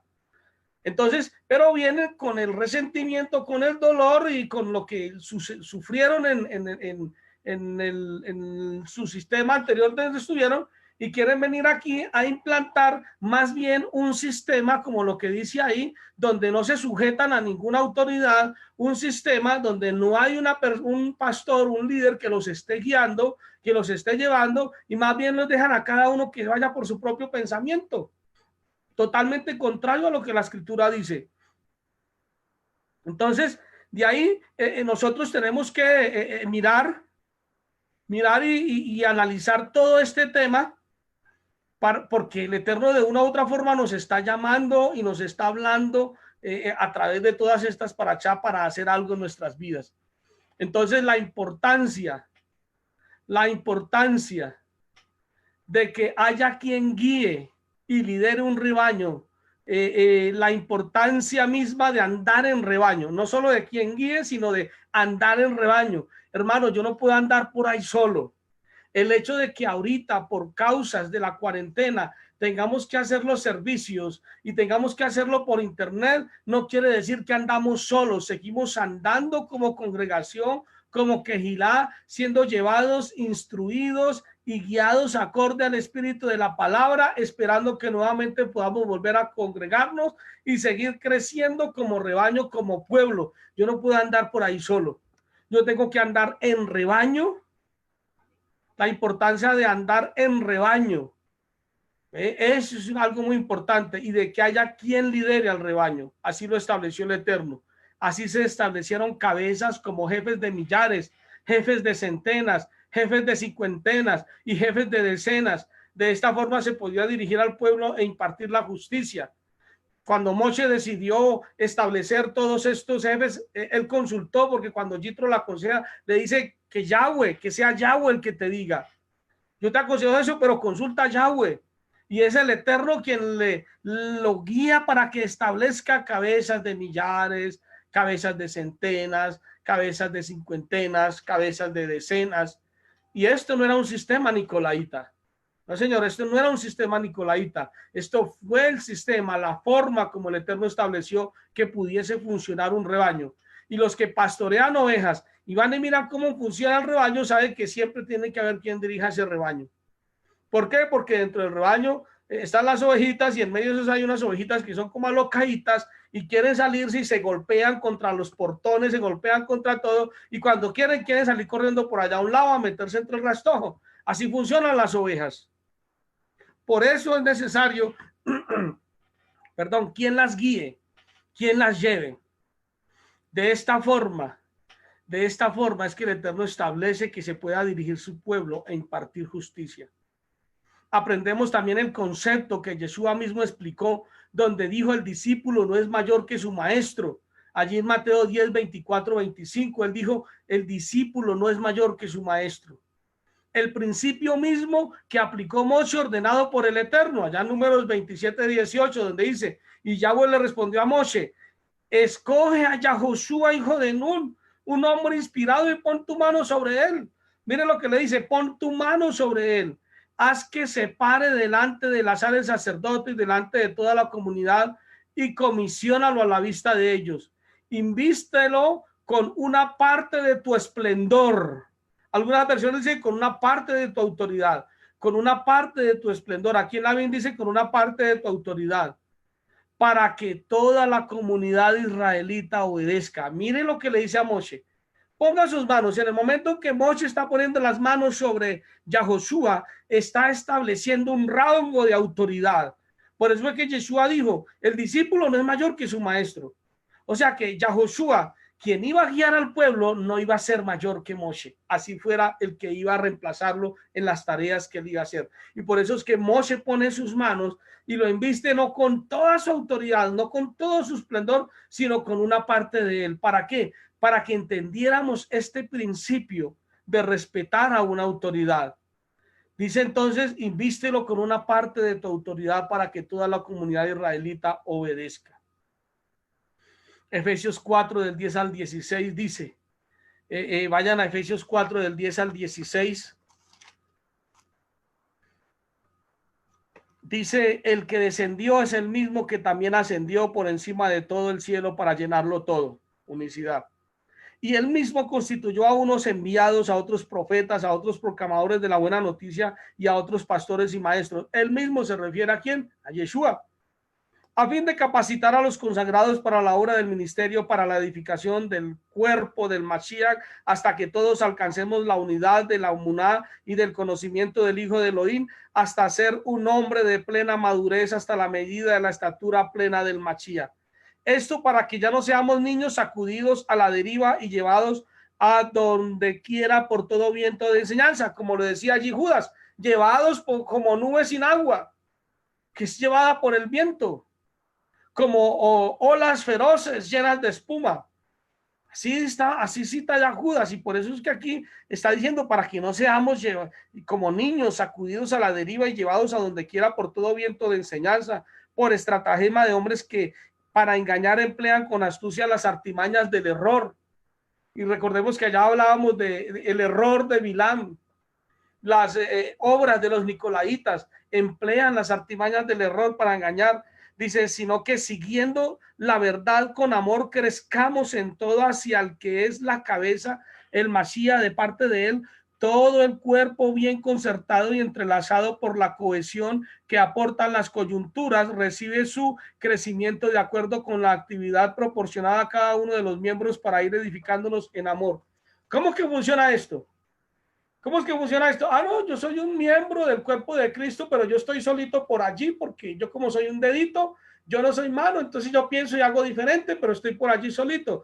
Olvídese, mi mano está aquí y mis dedos están unidos por las coyunturas, de tal manera que lo que está estableciendo es cómo funciona una congregación. Y tenemos que aprender a caminar juntos. Es allí donde se pone en práctica la Torá. Cuando aprendemos a caminar juntos, a respetarnos, a no hablar la chonjara uno del otro, a no estar hablando engañosamente, a decir la verdad. Cuando aprendemos a caminar en obediencia, respetándonos todos y sujetándonos al que el Eterno ha puesto autoridad, unidos por las coyunturas. Es decir, mi cuerpo es un sistema que funciona todo y está unido por las coyunturas. Esta mano, aunque es diferente a esta, pero están todas unidas por las coyunturas y pertenecen al mismo cuerpo.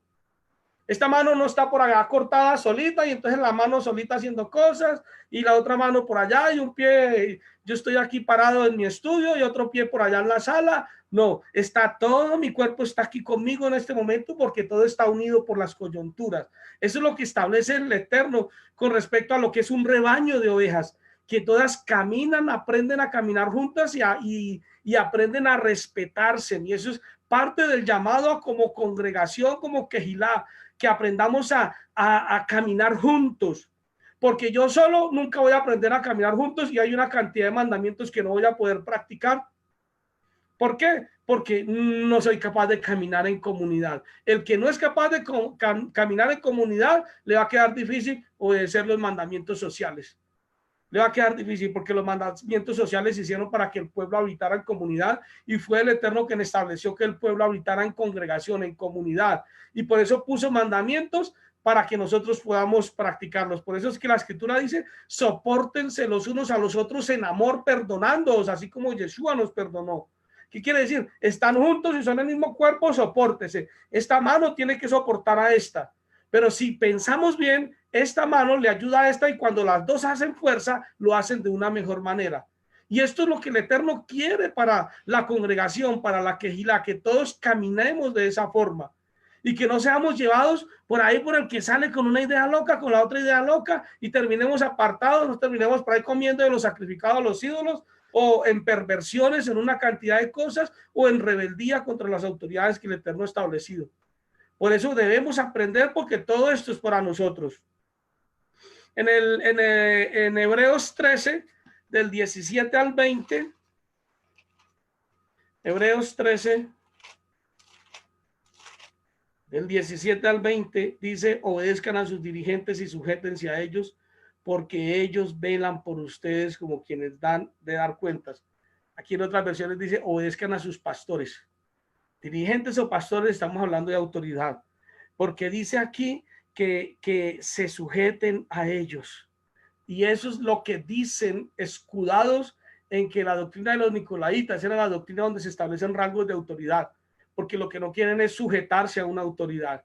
Pero la escritura nos dice aquí, obedezcan a sus autoridades, sujétense a ellos, porque ellos velan por ustedes como quienes han de dar cuenta, para que lo hagan con alegría y sin quejarse. Por eso fue que Moshe era autoridad en el pueblo de Israel y Moshe tuvo que presentar cuentas. Por eso se hizo un censo al comenzar y por eso se hizo un censo al terminar. Moshe tuvo que presentar cuentas y decir, salieron de la montaña una cantidad de, ya le digo la cantidad para no equivocarme, salieron de la montaña 603.550 hombres capacitados para ir a la guerra. Y tener que decir, todos quedaron en el desierto. Ese fue el informe de Moshe. Todos quedaron en el desierto.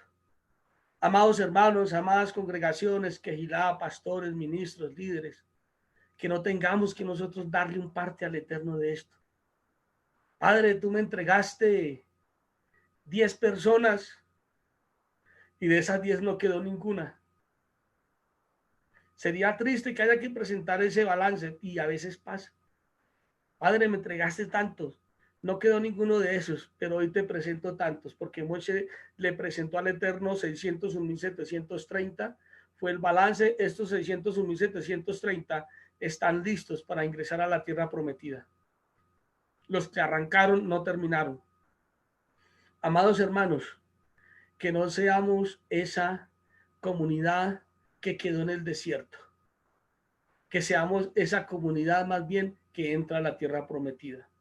Eso es lo que debemos de ser nosotros, y por eso dice ahí que dan cuenta, dice que obedezcan a sus dirigentes y sujeten a ellos, porque ellos velan por ustedes como quienes han de dar cuenta, para que lo hagan con alegría y sin quejarse, pues esto no sería provechoso para ustedes. Oren por nosotros.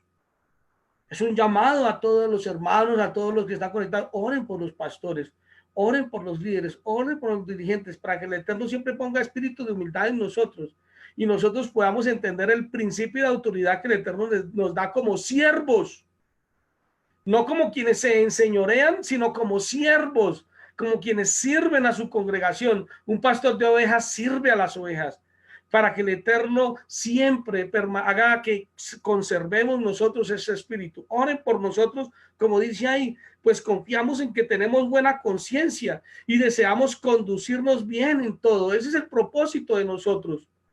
Y dice, con mayor insistencia, imploro que lo hagan para que yo les sea restituido pronto. Ahí estaba hablando el escritor para que tal vez regresara nuevamente. No estaba ahí con la congregación. Nosotros, amados hermanos, oremos para que el Eterno pueda restituir nuevamente las congregaciones y podamos regresar. Oremos, amados hermanos, oren por nosotros, por los que estamos como pastores ministrando, dirigiendo. Es una labor bastante exhausta, terminamos exhaustos, pero lo hacemos por amor y con buena conciencia. No lo hacemos por intereses de ganancias deshonestas, lo hacemos por amor al rebaño. Y por eso queremos, amados hermanos, decirles, amados, sujetémonos a la escritura. No salgamos con ideas locas, no vayamos siguiendo enseñanzas erradas. Aquel a quien honra el Eterno, mire la conclusión final relacionada con Pinjas.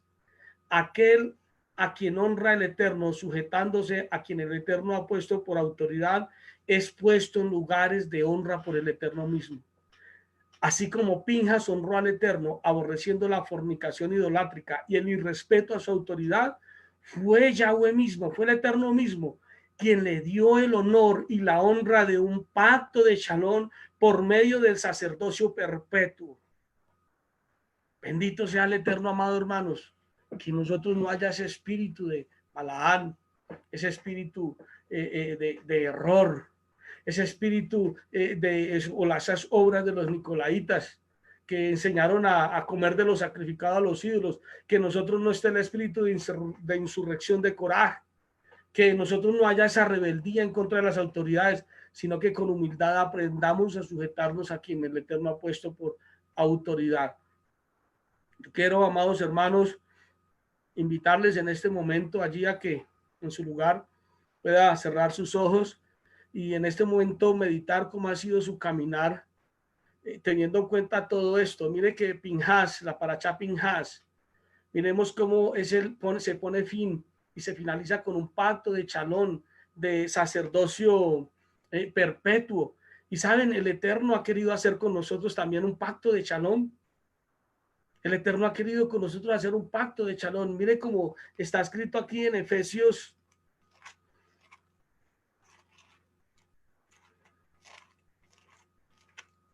Efesios capítulo número 2, versículo 14, porque Él es nuestra paz, nuestro Shalom, que de ambos nos hizo uno, Él derribó en su carne la barrera.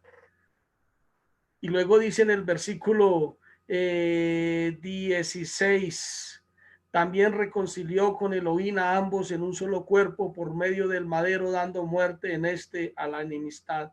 Y vino y anunció la buena noticia. ¿Y cuál es la buena noticia? La misma buena noticia, parecida a la que se le dio a Pinjas, un pacto de Shalom.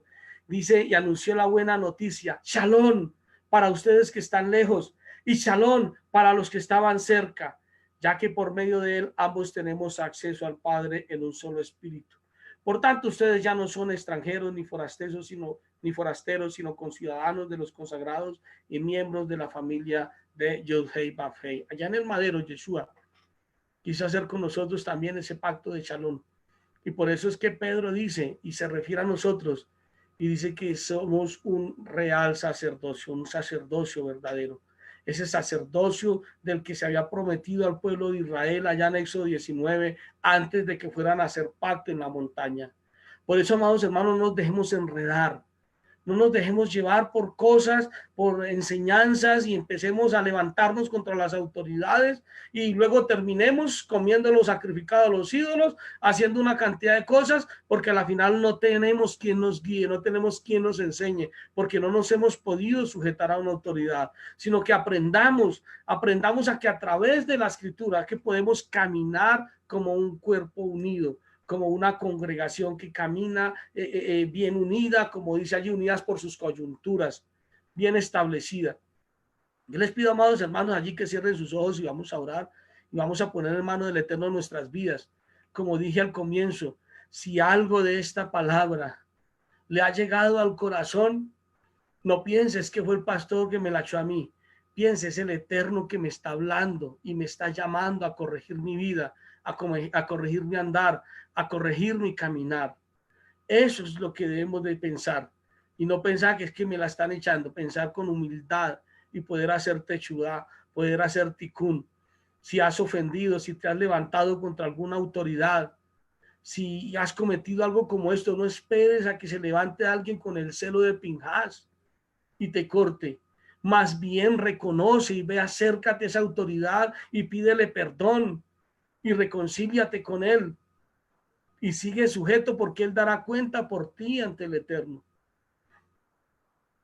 Vamos a orar y vamos a poner todo esto en manos del Eterno, porque después de esta parachá, lo que sigue en el nivel profético de las parachá es ya el momento en que el pueblo se prepara para cruzar y llegar a la tierra prometida que él entregará, guiados por Yahoshua. Eterno y poderoso Elohim de Abraham, de Isaac y de Jacob, te damos muchas gracias, Rey soberano, por permitirnos estudiar tu bendita palabra, esta parachá. Padre, que el propósito de la Escritura se cumpla en cada uno de nosotros. De antemano te pedimos que perdones toda transgresión que hayamos cometido, Abacados. Y en este momento, Rey Soberano, estoy poniendo en tus manos cada una de las personas, familias que están conectadas a esta hora estudiando esta parachá, Rey Soberano, a través de estos 3 canales que nos has permitido para poder, Eterno, estar unidos como quejilá, como congregación. Padre, que seas tú en este momento ministrando cada corazón, cada mente, cada hogar, cada vida, cada ministerio, que seas tú ministrando, Rey Soberano, y puedas llevarnos al arrepentimiento en medio de todas esas transgresiones que hayamos podido cometer contra ti.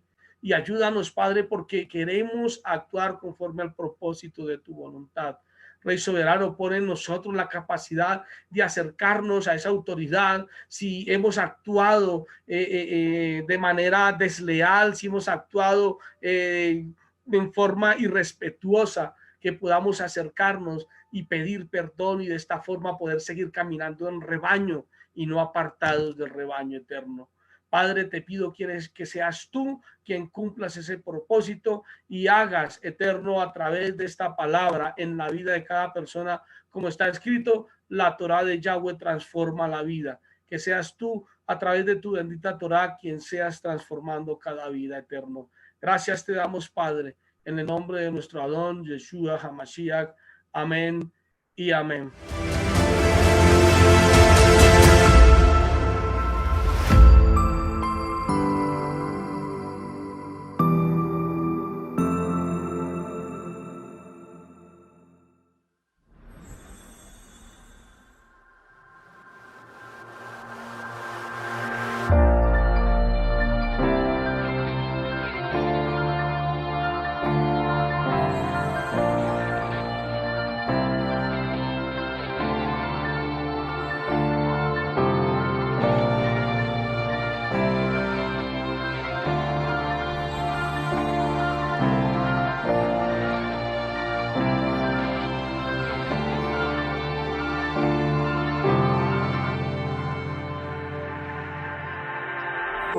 Desde el principio tú estás, todas las cosas fueron creadas en ti.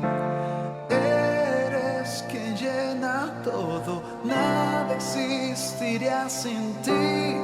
Sobre las nubes estás. En carne estuviste entre nosotros y contemplamos